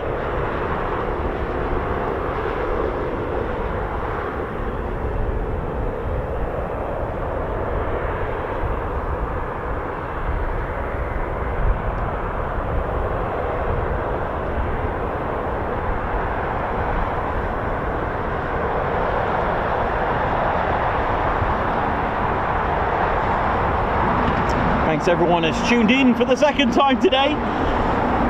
Hope we're all good and well. Feeling good, here we go. Time for the red arrows. Not sure what or how many we're going to get. It could be the same, it could be just a synchro pair. We just never know, but don't be alarmed if it's not all 9. Don't forget they don't train as a 9 all the time. They train in various formations, even down to just a simpleton. And they will then put their skills to the test, their precision. They will, for example, they'll have 5 or 6 up, and all they'll do is concentrate on one particular maneuver and keep doing it, repeating it until red one is quite happy with it.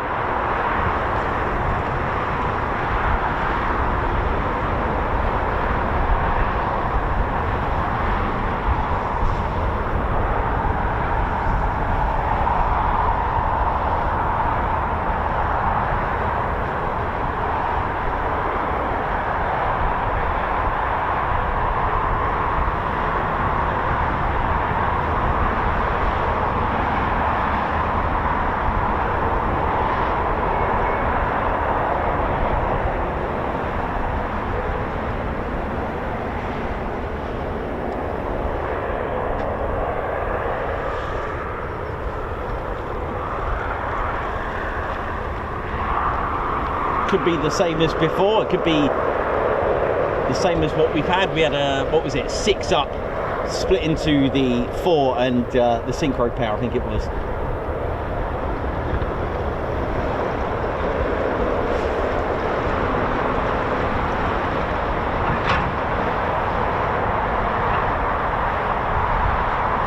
Tuned into the one and only Ted Coningsby channel, the UK's favourite military aviation streaming channel. To give you a nice variety, yesterday we were at Holbeach Air Weapons Range where we caught the Chinook doing its thing. Absolutely amazing. Totally loved it. Firing around 7,000 rounds. You know how it is. Hey, how you doing? Yeah, good, thanks. Good. Any contract activity today? Hopefully in a moment. Oh, brilliant. Right, okay. Hopefully. It's looking good. What's taken off? Red arrows, but I'm not sure how many, but it's looking good. In the next, I don't know, I don't want to say, but 10, 20 minutes. You're a legend. I like to say a little bit more, so if they go early, it's better, isn't it? Fingers crossed. Yeah, put it this way, there's pilots in one of the red arrows and it's running. Oh, really? Yeah, so that's going to go soon. I recognise you off YouTube. Ah, how you doing, man? Cheers, mate. Thanks, man. Take care.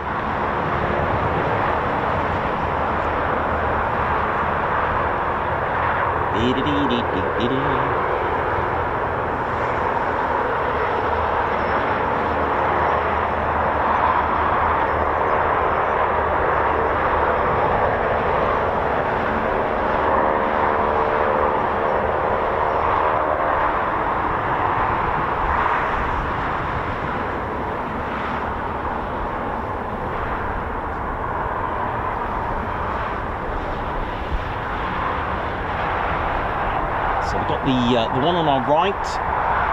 It's got crew in that one ready to go.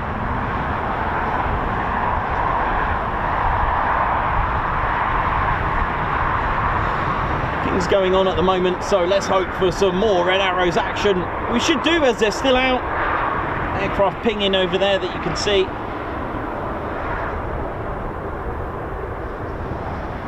Come on.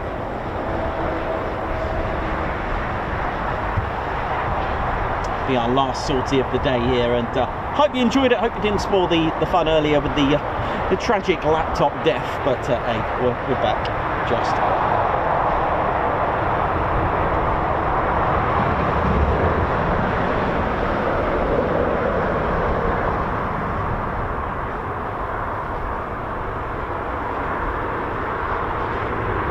There's another starter.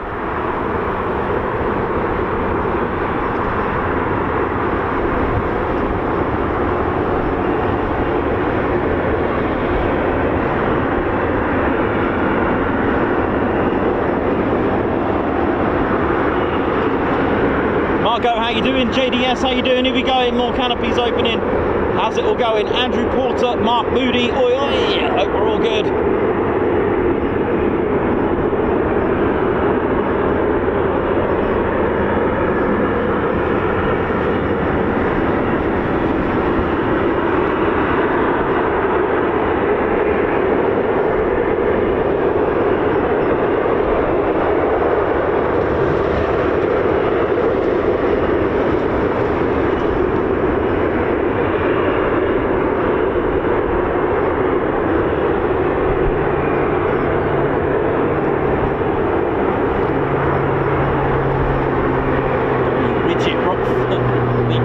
Shadow just flying right over us for a minute.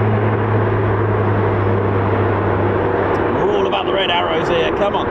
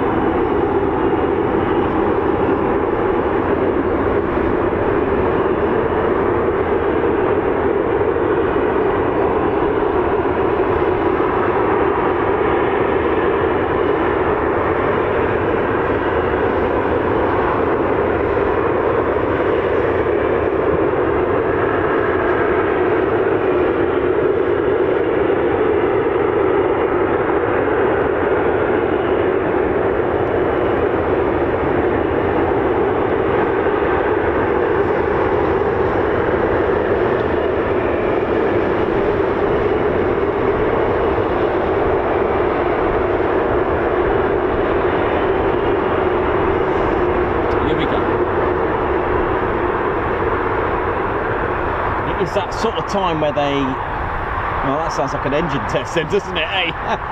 Oops, oh well. Well, it was looking good from here. Oh, it's very interesting that this has come from this approach. Hello.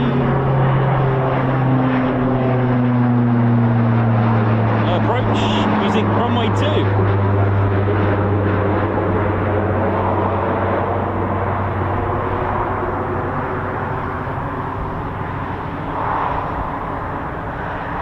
Runway 02, low approach, interesting.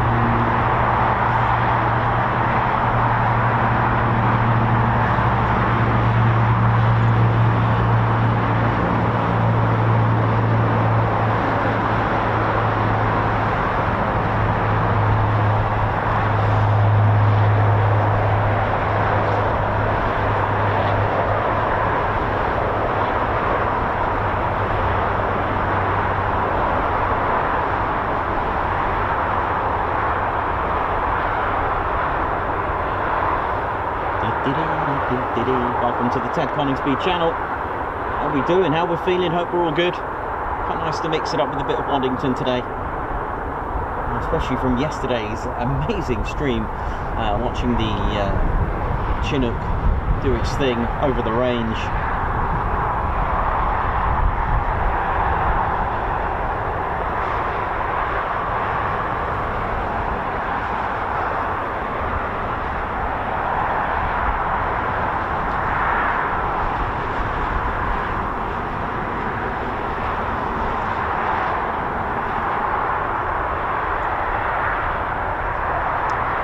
not sure what's going on here. There were startups, but one's clearly having an engine run, ground run. So, not really sure now. Okay, we just have to be patient and wait for the red arrows to start up for their sequence practice displays. They squawk 7003, I think it is, for display.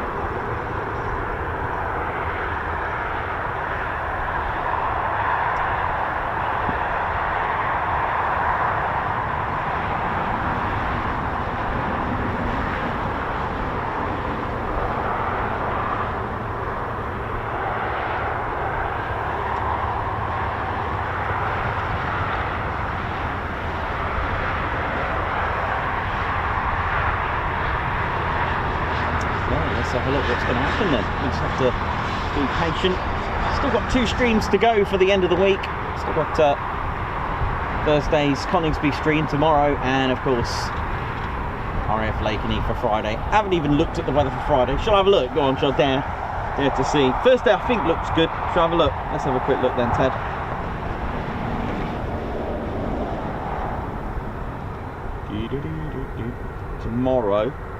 Tomorrow's alright. I thought, well, weather can change anyway. Tomorrow looks great. Tomorrow doesn't seem to have any issues. What's the wind direction for tomorrow? Okay, runway 25 for tomorrow. Friday, what are we doing Friday? Doesn't look too good. It clears up. Okay, Friday doesn't look doesn't look too good on Friday, but hey, it's not too bad in the afternoon. We shall persevere and carry on.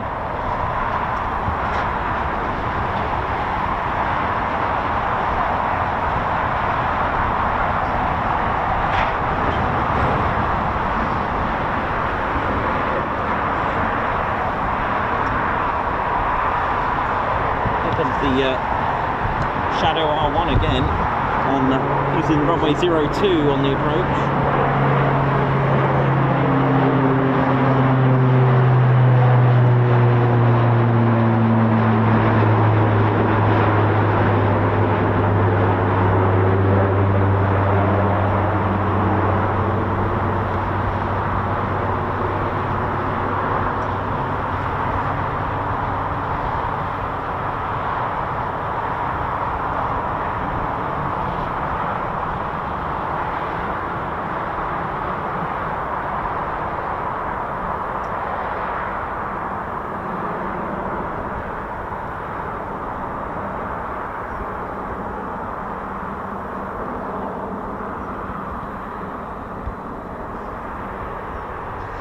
There's a little bit of red arrows.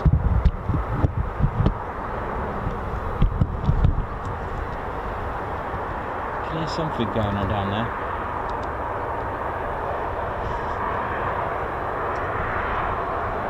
It's got a high pitch.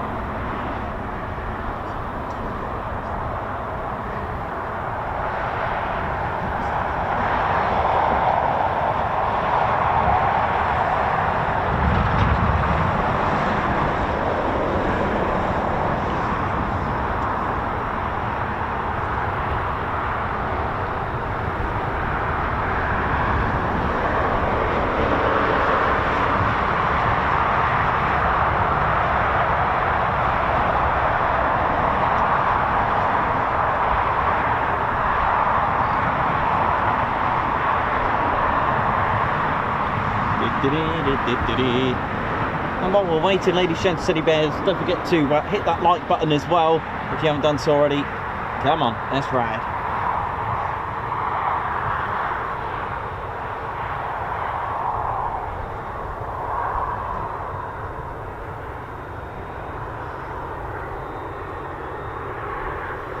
Now come join us. Come and subscribe to your one and only Ted Coningsby channel. Come on, Reds.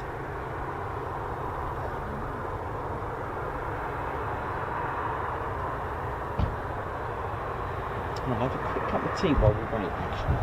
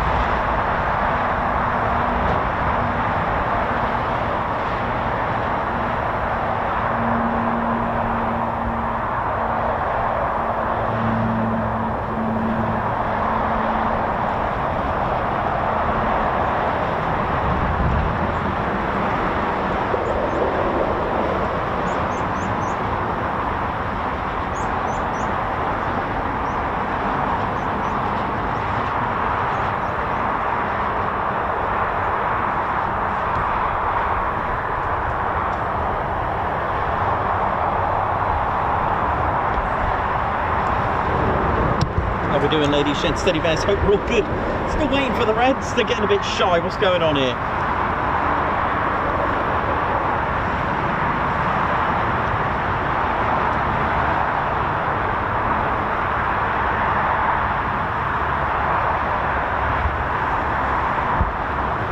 So as we wait for the Red Arrows to begin, don't forget the Red Arrows T1. It's the T1A. It's the only Red Arrows are the only unit to use exclusively the Hawk T1. The ones at RAF Bali, they're the latest and greatest version, the Hawk T2. The ones at Leeming, part of the Qatari Emirate Air Force, that's a Hawk Mark 167, kind of based on the Hawk T2. Now, the Red Arrows have taken the Hawk T1A and modified it to their requirements. Okay, so one of the there's a lot of modifications, and we really need to start inside the aircraft, and powered by the Audur 151 engine, producing around about 5,500 pounds of thrust there. but it's actually been modified specifically for the Red Arrow, so it's a lot more responsive. It's been basically tuned up so that it can be more responsive to certain acceleration needs with the Red Arrow's displays, so a lot more responsive engine than you would on a standard one. So that's kind of like the modification number one. What makes the Red Arrows, of course, it is the smoke. Using the Hawk T1 allows them to fit the smoke pod on the Hawk, and inside you've got about 5 minutes of white smoke, and at the back here 5 minutes of blue and 1 minute of blue smoke and 1 minute of red smoke. So the pilot has got access to these buttons that can initiate the smoke. Now there's pipes that go from the smoke pod. There is a dye team, by the way, so it's got all this dye in there. And at the back, which you don't often see, are the actual pipes at the back, which I've kind of modified here. So you got, I don't know which order, I'm guessing it's blue, white in the middle and red. And what happens is that the dye is mixed in with the diesel, and it basically evaporates because it is exposed to 400 to 600 degrees Celsius. And that's what makes the smoke. Now, how do you make a more how do you make the plume of smoke a lot more fatter, shall we say, a lot more plump? Well, under here, if I wish I could modify and make an air brake, the Red Arrow's Hawk has, well, actually the Hawk T1s have an air brake which open out here. Now this creates a bit of turbulence, almost like wafting a fan, which makes the smoke a lot more plump. Okay, it's a lot more of a plume of smoke, a lot better. So that's the other modification. The Hawk is such a great training aircraft, and the wings really give it a lot of lift, and because of that the Red Arrows call these little triangles on here, they call them Toblerones. So I've actually painted these on to mimic the Toblerones. It creates like a buffer. It kind of like lets the pilot know they've reached like a lift limit, and you know, it's such a forgiving little aircraft. It's such a beautiful responsive aircraft, so it creates like a butter it could create butter for your buffer with the G's, so that they know, the pilot's aware of how much if they've optimized the lift. It's such a good such a beautiful aircraft, in my opinion. Entered the Red Arrow service in 1979, and previous they were flying the Follen Net. There we go, just a little bit of Hawk info there. All right, there's the canopies opening. This looks a bit better, doesn't it? 1, 2, 3, maybe 4. So we've got a lot more here, so that's a lot better.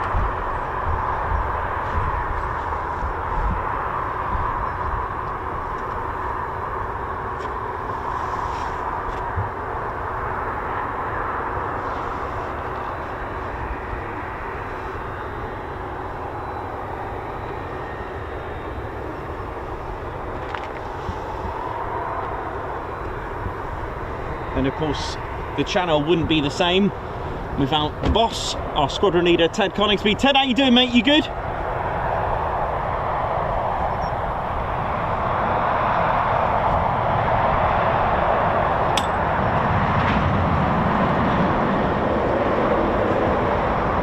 Goodness knows where that went.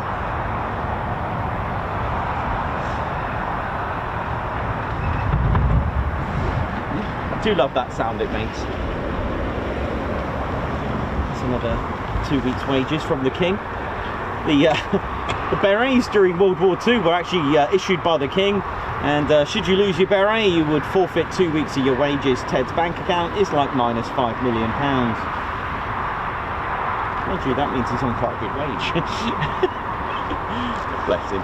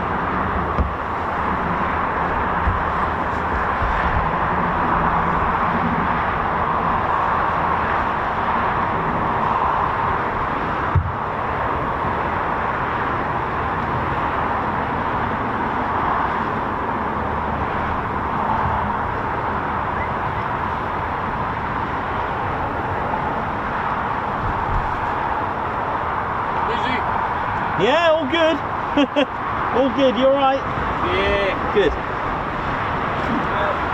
Where are we tomorrow? Coningsby tomorrow, and then Lakenheath Friday. Lincolnshire Friday. Oh yeah. See, if it can make you laugh and smile, it's a good thing. Christopher Hart. Thank you very much, Christopher Hart. Welcome to the Ted Coningsby Squadron High Five Guards March. Thank you so much. Steve Rubell, congratulations, reaching 6 months membership. Oh yeah, thank you very much. Thank you. Right, get ready. Canopies are looking good over there, aren't they?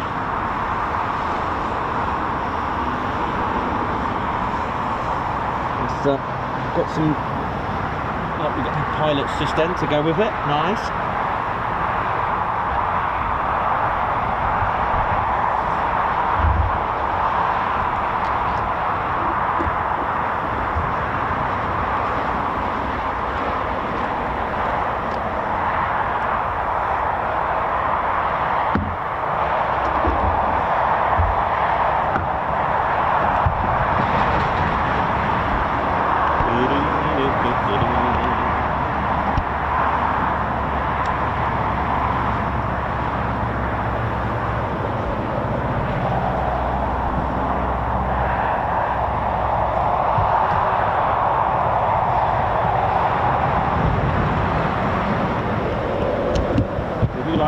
Our show on a Friday.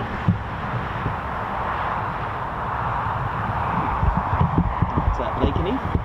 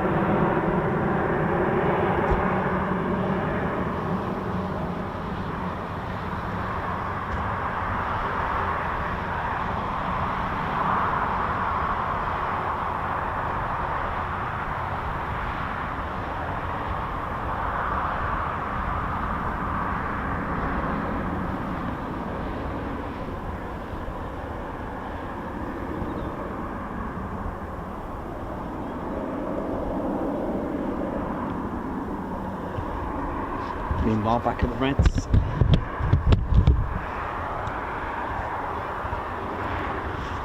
Won't be long now for them to start up by the look of it.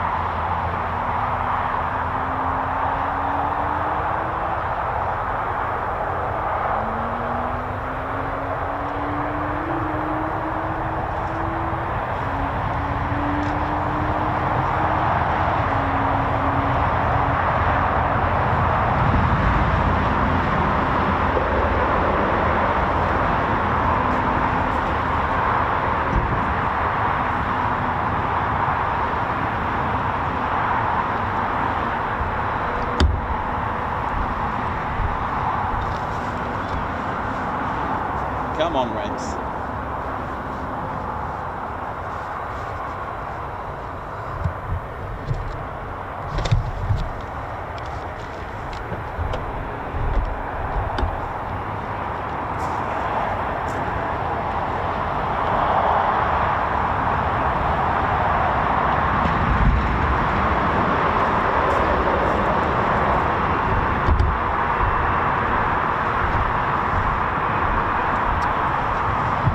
The shadow for another approach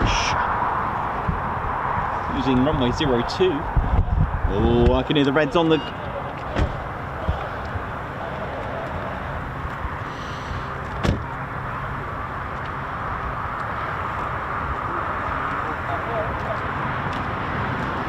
I'm not sure if that was 5 red arrows, but we'll find out.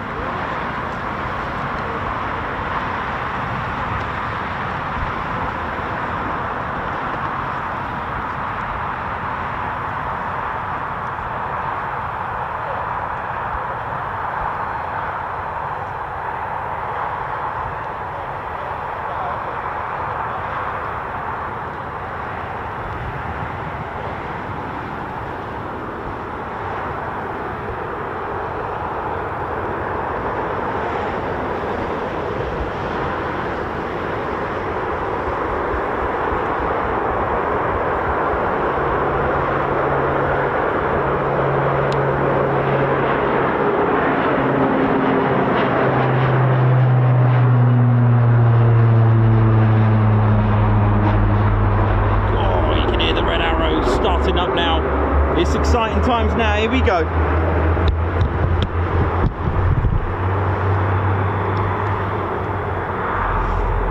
Listen to that bass, amazing.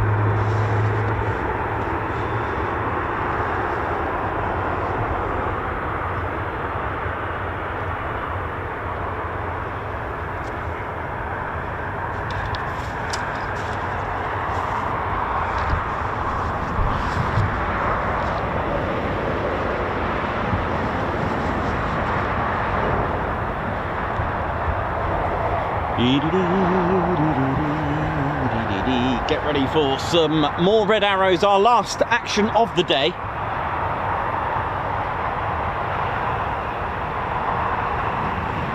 And you've been watching the Ted Coningsby channel throughout the day. Hope you've all enjoyed it. It's always good to mix it up a little bit as well with the Reds as well, and following them and see how they're doing, see how their training is going.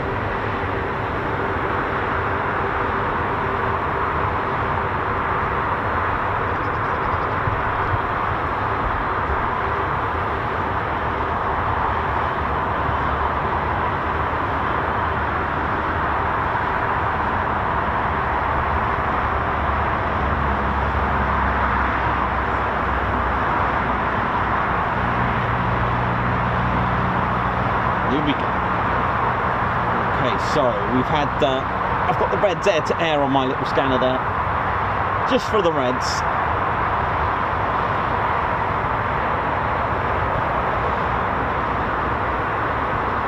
Give it that air show feel, right? All is good. So here we go, 2025. Training of the Red Arrows. And it's an absolute delight to be here. Don't forget to share the stream as well. Just share it if you know someone that loves the Red Arrows. Now's the time to let them know they're about to go up for another training session here at RAF Waddington. Ted Coningsby channel bringing you that exclusively. All in the comfort wherever you are watching in the world. Ted Coningsby wish you a good day, good morning, good afternoon, good evening, wherever you're watching from in the world. Let's ride with the Reds.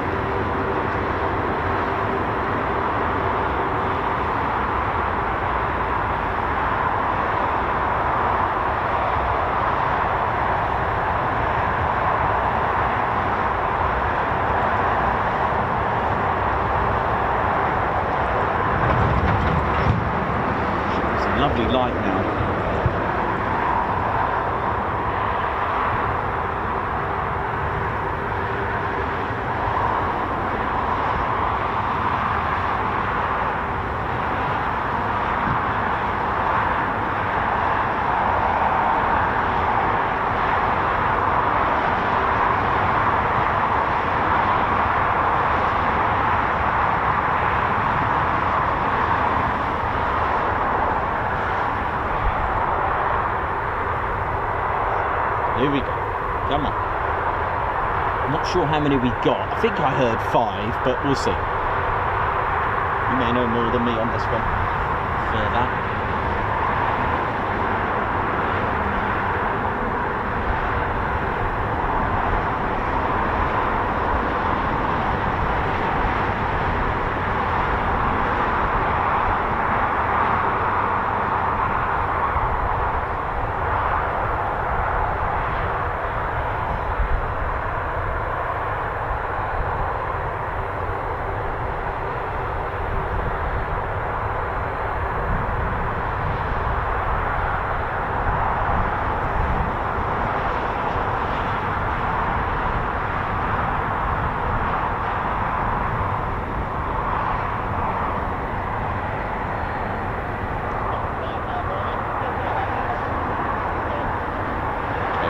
Red one.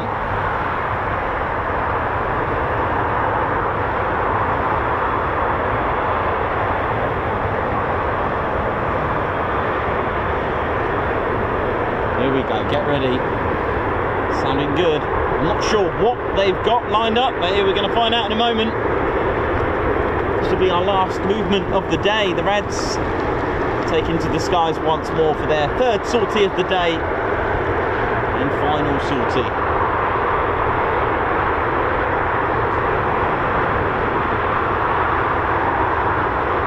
Right, 2 tails are moving now.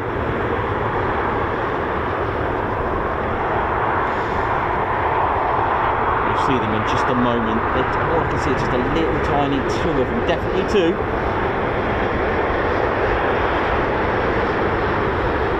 This is the 3rd one.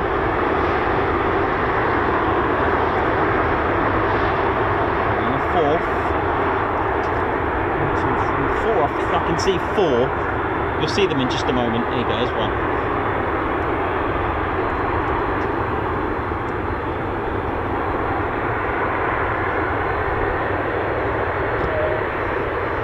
Might be the same again, actually. By the look of it, might be another 6. Here we go. 1, 2, 3.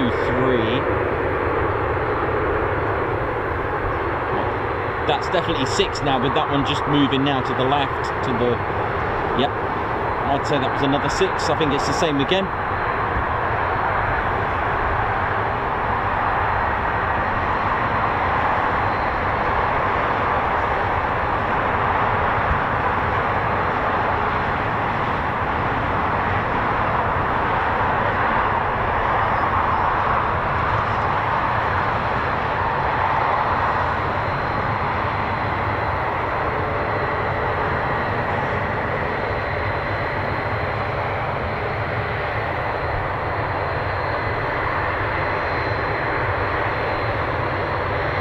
Looks like 6, doesn't it? Oh, is that 7? Have I counted 7? 1,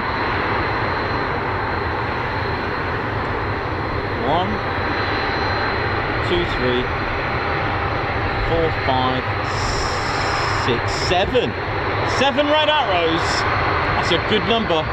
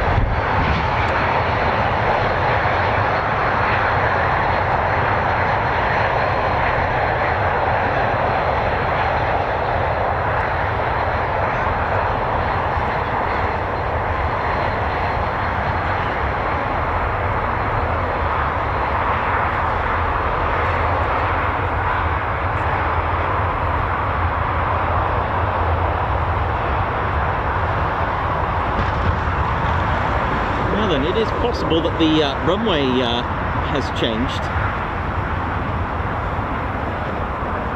It looks like they're backtracking. using the opposite end of the runway in use to taxi. So this will be a backtrack if, well, it will be if they're using runway 02.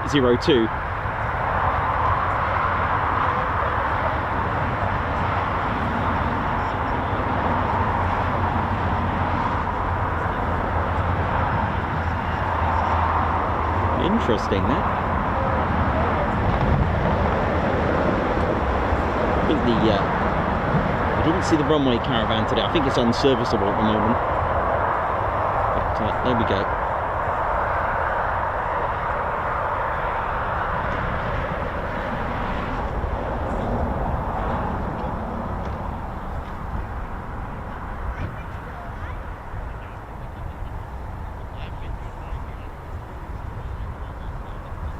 This would be quite nice for them to take off from runway 02 as they'll come towards us. That'd be quite nice. It's nice that they backtracked as well. They didn't just taxi accordingly, so we would have been out of sight.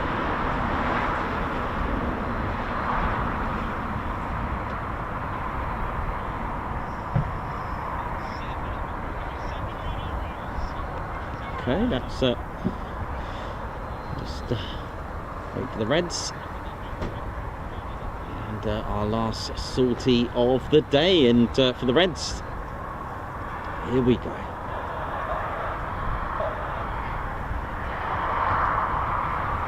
So we've got 7 red arrows for you to finish the day off in style.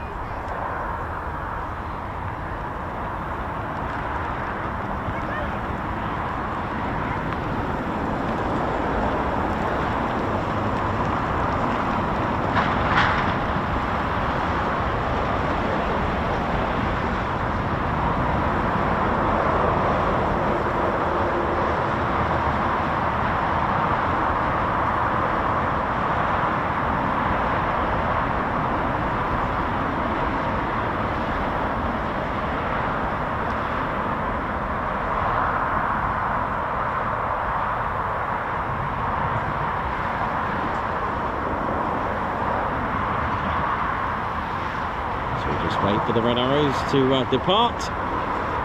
It's been quite nice, a nice little change for them to take off from runway 2.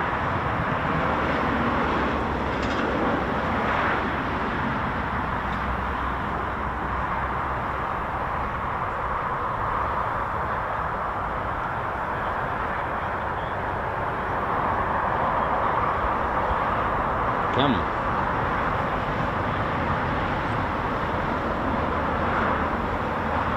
We have 7 red arrows. Here we go.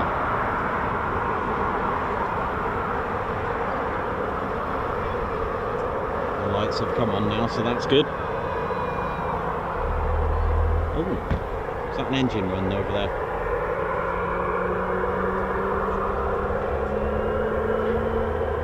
I think they're having an engine test on one of the Reds over there. Here we go, come on. The lights have just stopped the traffic, so that's good for me to know that they're about to take off. And with my history with missing Hawks, this should be alright.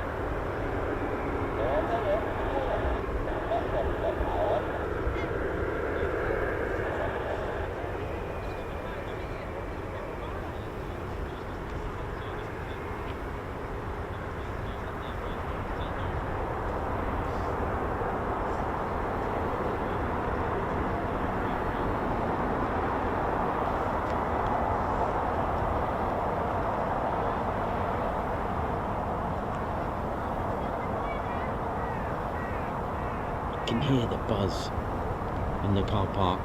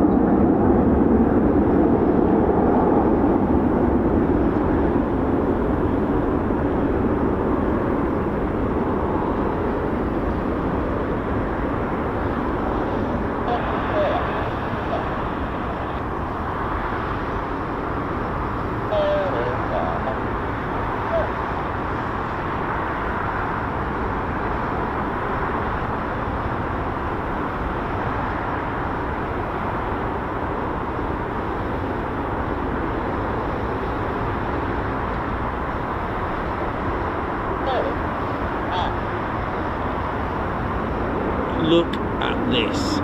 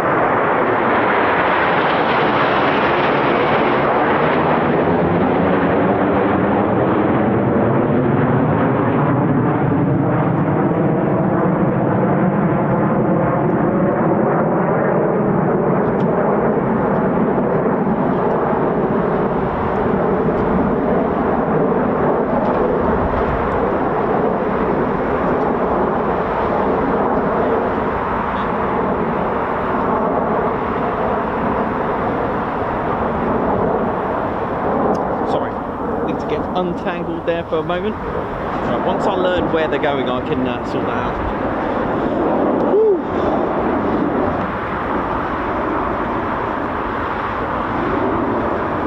Just run-footed me there for a minute.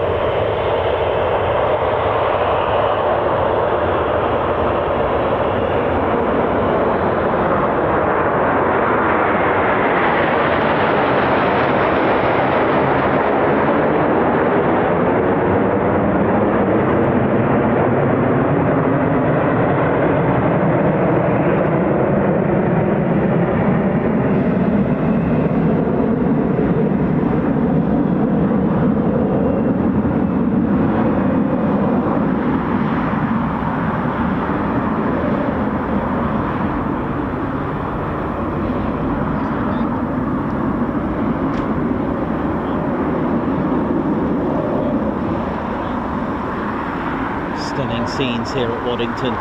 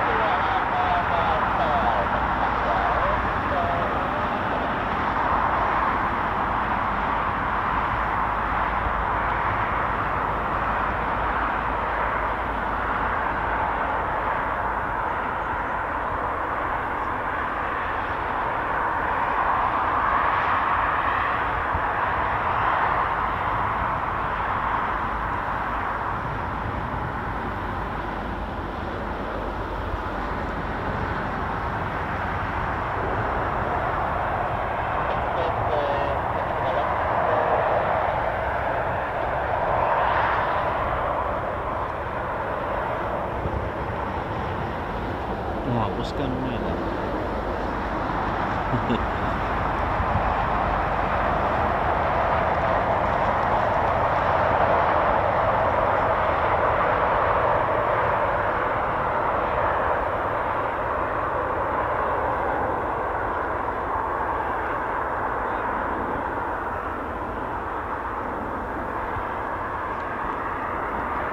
Where's the other foot then? Right, to my right. What's going on here then? What's this manoeuvre, eh? Hang on.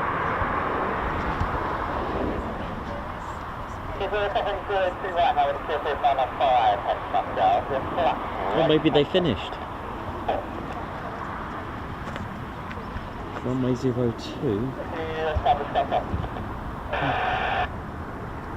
Maybe that's it.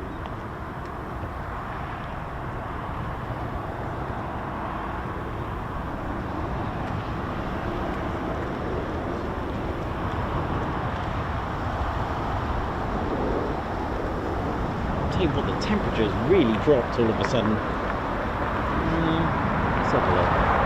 Hang on, see what's going on here. There are the others here.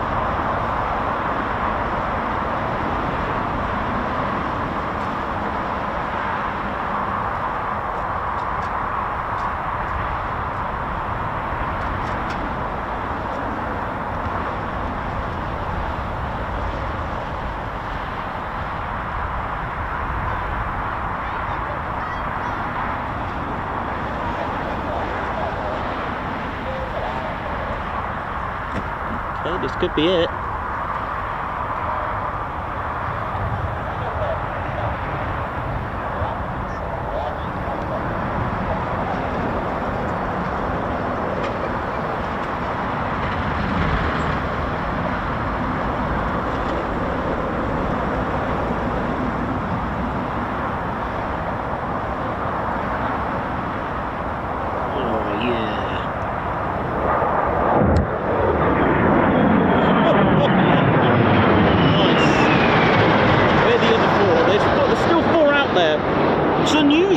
I've not seen this before when they've split and landed 3 rather than...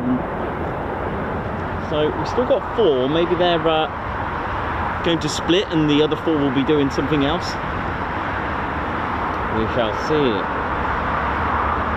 Nice little break to land that. Lovely. It's quite nice when they use 02 actually with the red arrows. Really doesn't really matter, does it? It's all in it's a lovely sky. Temperature's certainly dropped a bit here.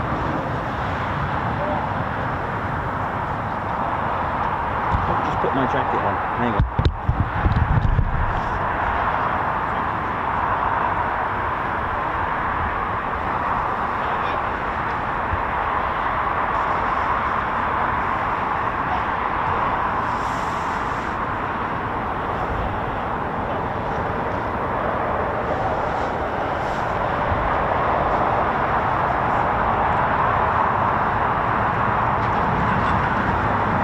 You don't get the landings though, that's the thing though from here. Not really a lot to see when they come to land using runway 2, but that's fine. Just got 4 still out there somewhere.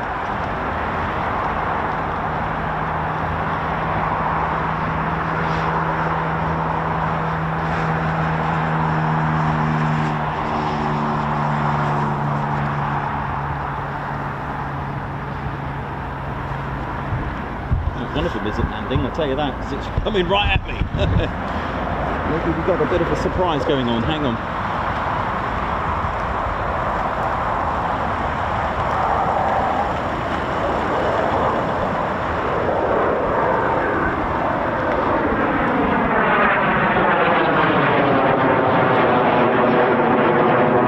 We're not done yet. Hang on, where are the other 4? Hang on. If you just joined us, we've still got 4 red arrows still out. 3 have landed. Actually, correction, 2 have landed. The other one's just done a touch and go.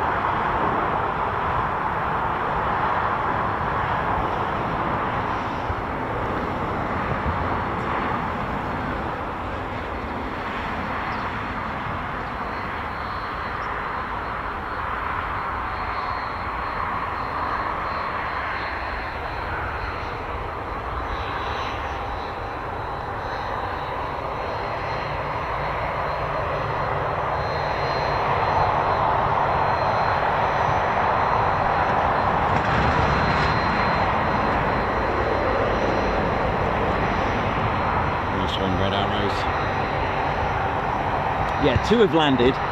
1 is just on the approach now. The other 4, no idea where they've gone at the minute. So just keep a lookout before we finish up for the day.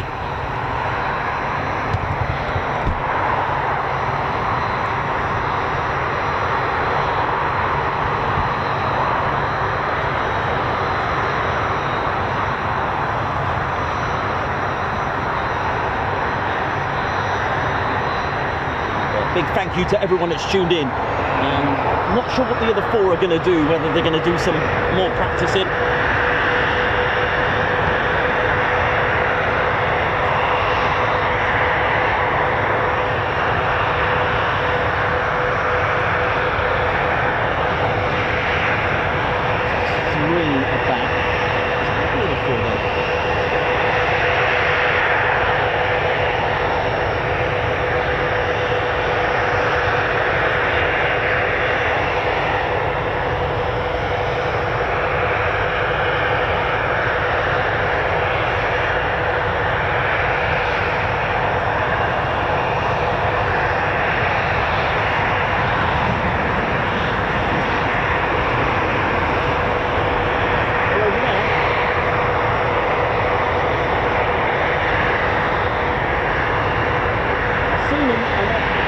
They're over there. Oh, there they are. Thank you.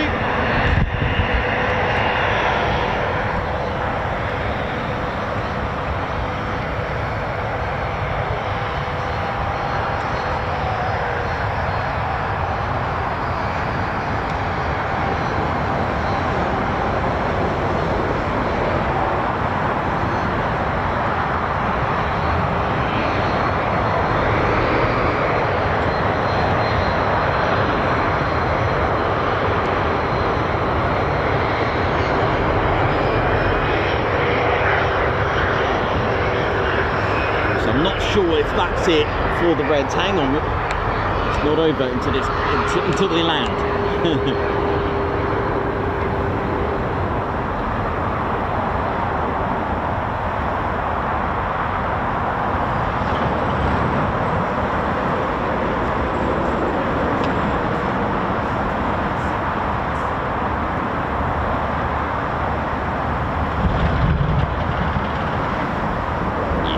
This looks like it's a break to land. Hang on. Oh, I've lost him. Oh, what happened here? What's going on here?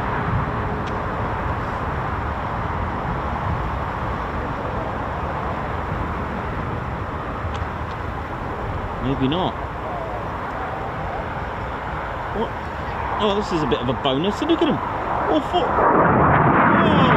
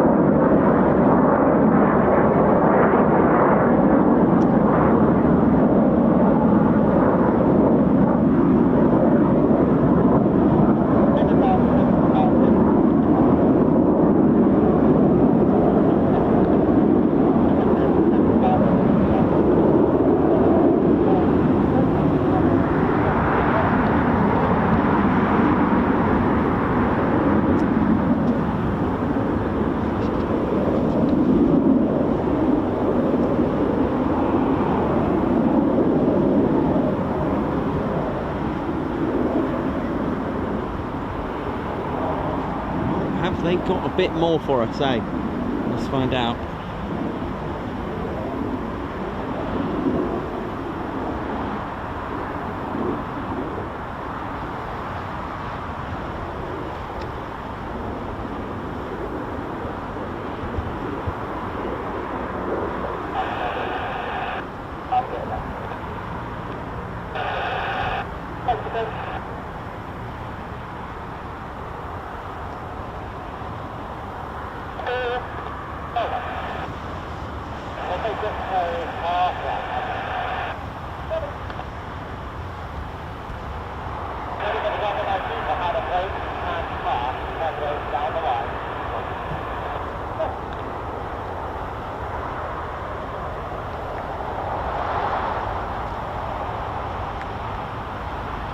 Okay, I've lost the rent again. Hang on. They're somewhere around down there. Somewhere over there, aren't they?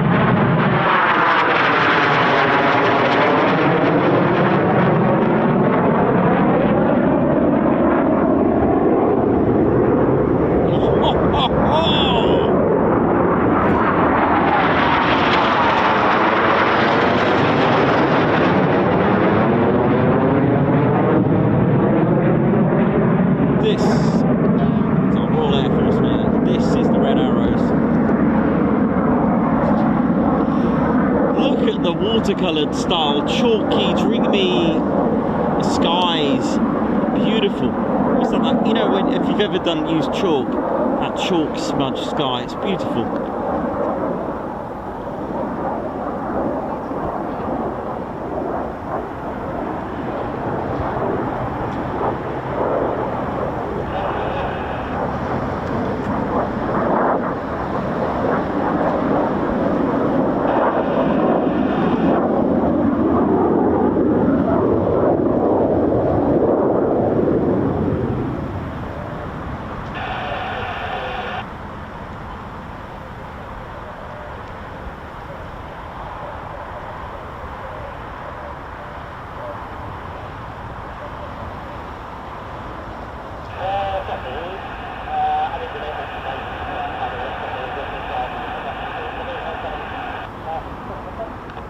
So I guess this is Hannah, right? And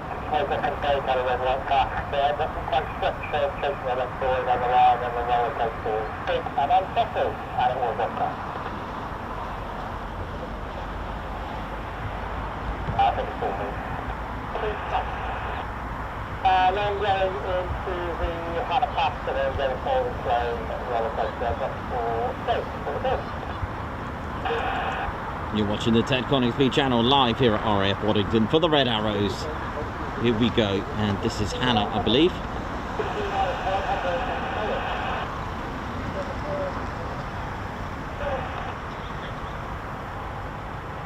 Setting up Hannah Park overland, obviously the really close to the hospital.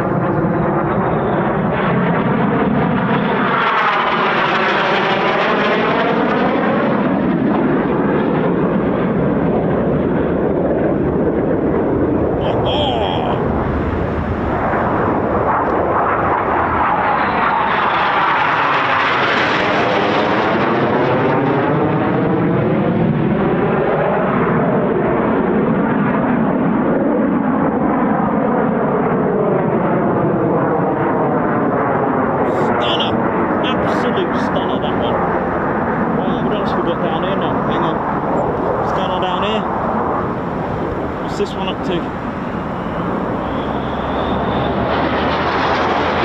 Where are you going?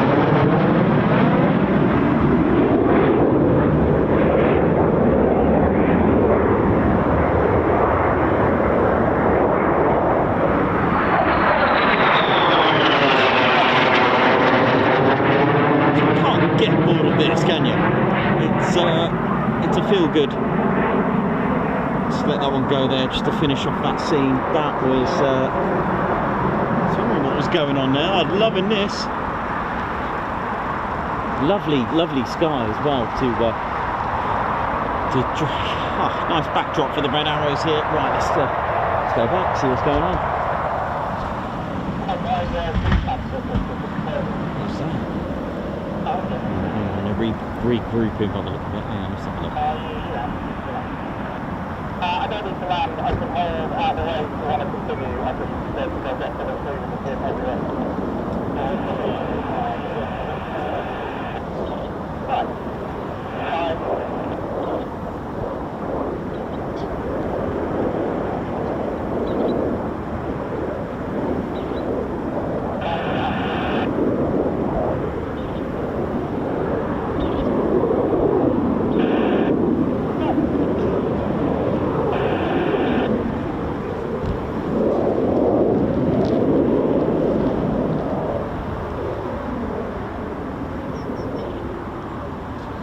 You know how it is.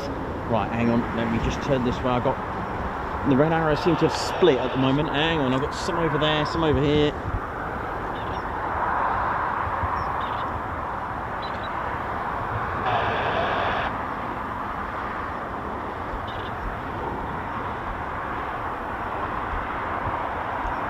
I know some of them are going to land, some of them are not. Hang on.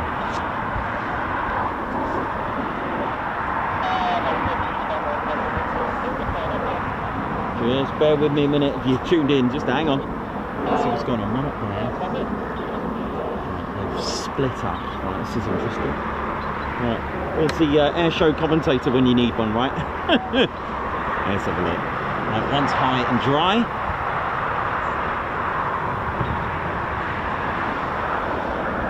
Some are landing, some are not. So let's have a look. What's going to happen now?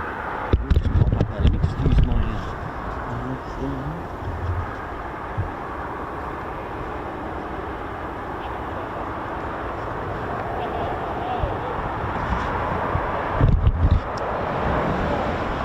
Here we go. So it's just the three of them now.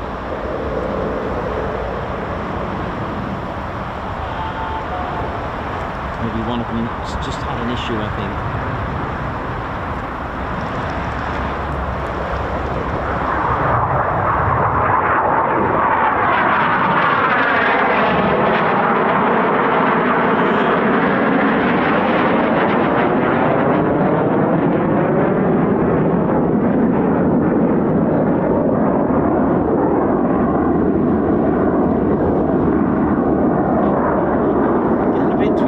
Hang on, here we go. Right, let's go, let's ride.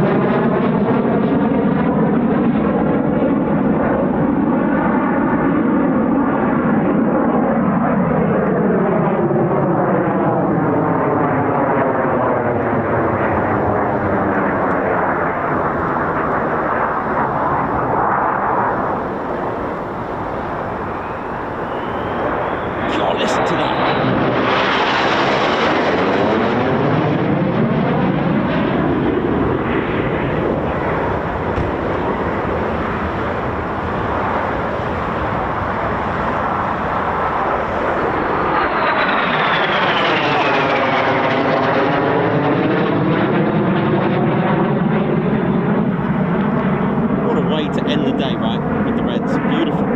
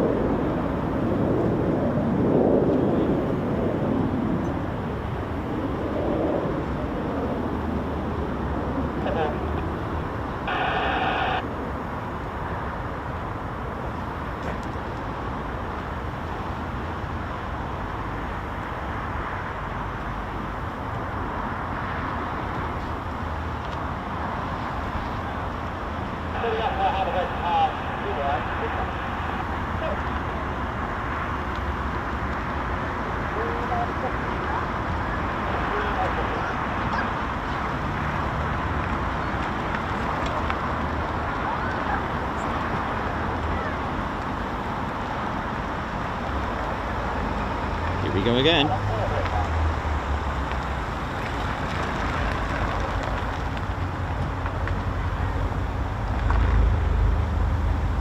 So it looks like it sounds like the Hannah brake with just the 3 at the minute. There seems to be an issue with one of them.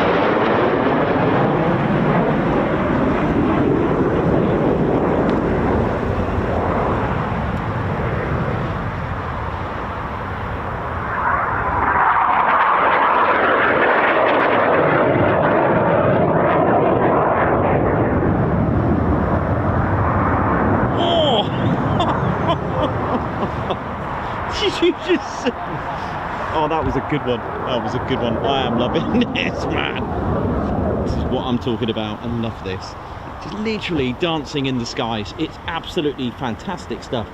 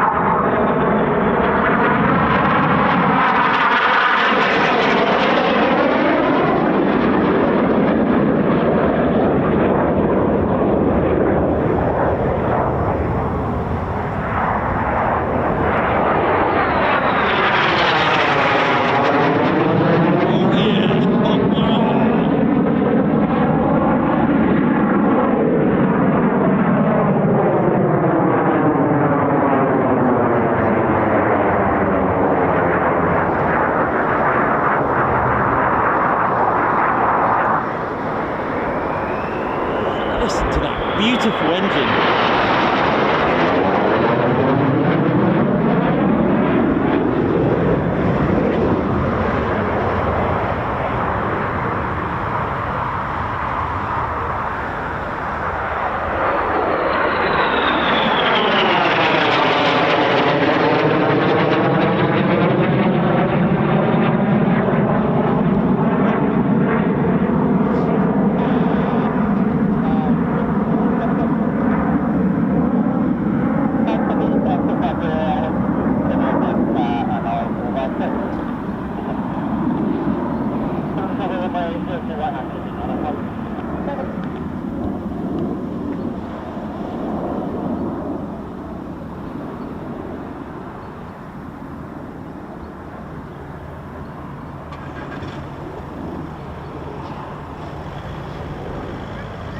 Making sure I haven't been locked in.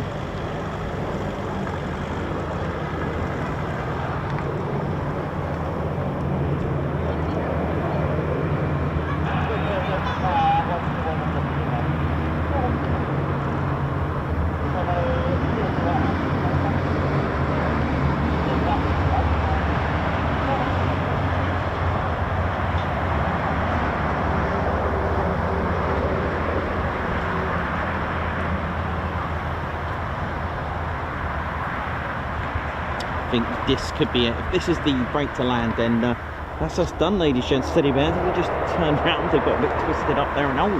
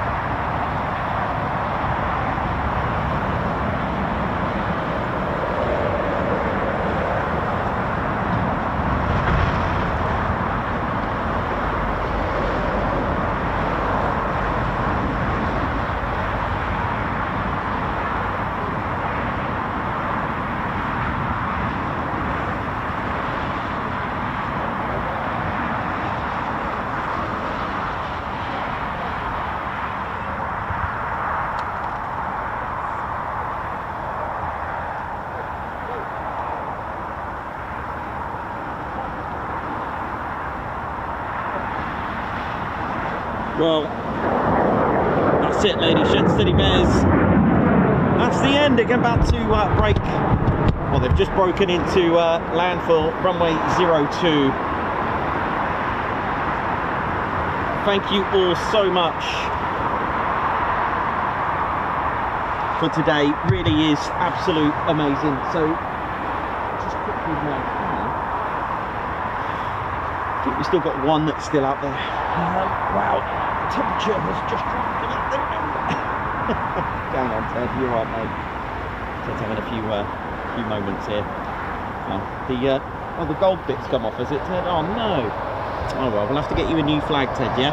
Well, ladies, gents, steady bears, Guards March coming up for our final few. Thank you so much, wee Stevie boy, Guards March. Thank you so much. And Jean, member for 2 months as well. Always so good to see, exciting. Thank you very much. Dieter Gikeri. The F-35 LM will be in my next artworks, as be the Catwalk and Friday Lightnings. Nice one. Thank you all so much. Right, that's us done then, ladies, gents, steady bears. Let's ride, let's call it a day. Just want to say a massive thank you for everyone that's tuned in to your one and only Ted Coningsby channel, bringing you military aviation at its finest. How are we all doing? Hope we're well. And yes, well, let me just put that way for you, Ted. Well, thank you very much. And sorry about the the little tech issue, which I managed to fix, but not quite. I had a backup. So, ladies, gents, steady bears, hope you enjoyed the Red Arrows today. And thank you for tuning in. All our newbies, thank you very much. You've just joined the best channel on military aviation. You know how it is. Right then, ladies, gents, steady bears, my name's Nikos. I've been your cameraman and commentator. This is our squadron leader, Ted Coningsby. We'd like to wish everyone thank you very much at RAF Waddington. Thank you. Our viewers, thank you. You've been watching the Ted Coningsby channel live here at RAF Waddington. So for the last time for today, see you soon. Wish you well. Take care, everyone.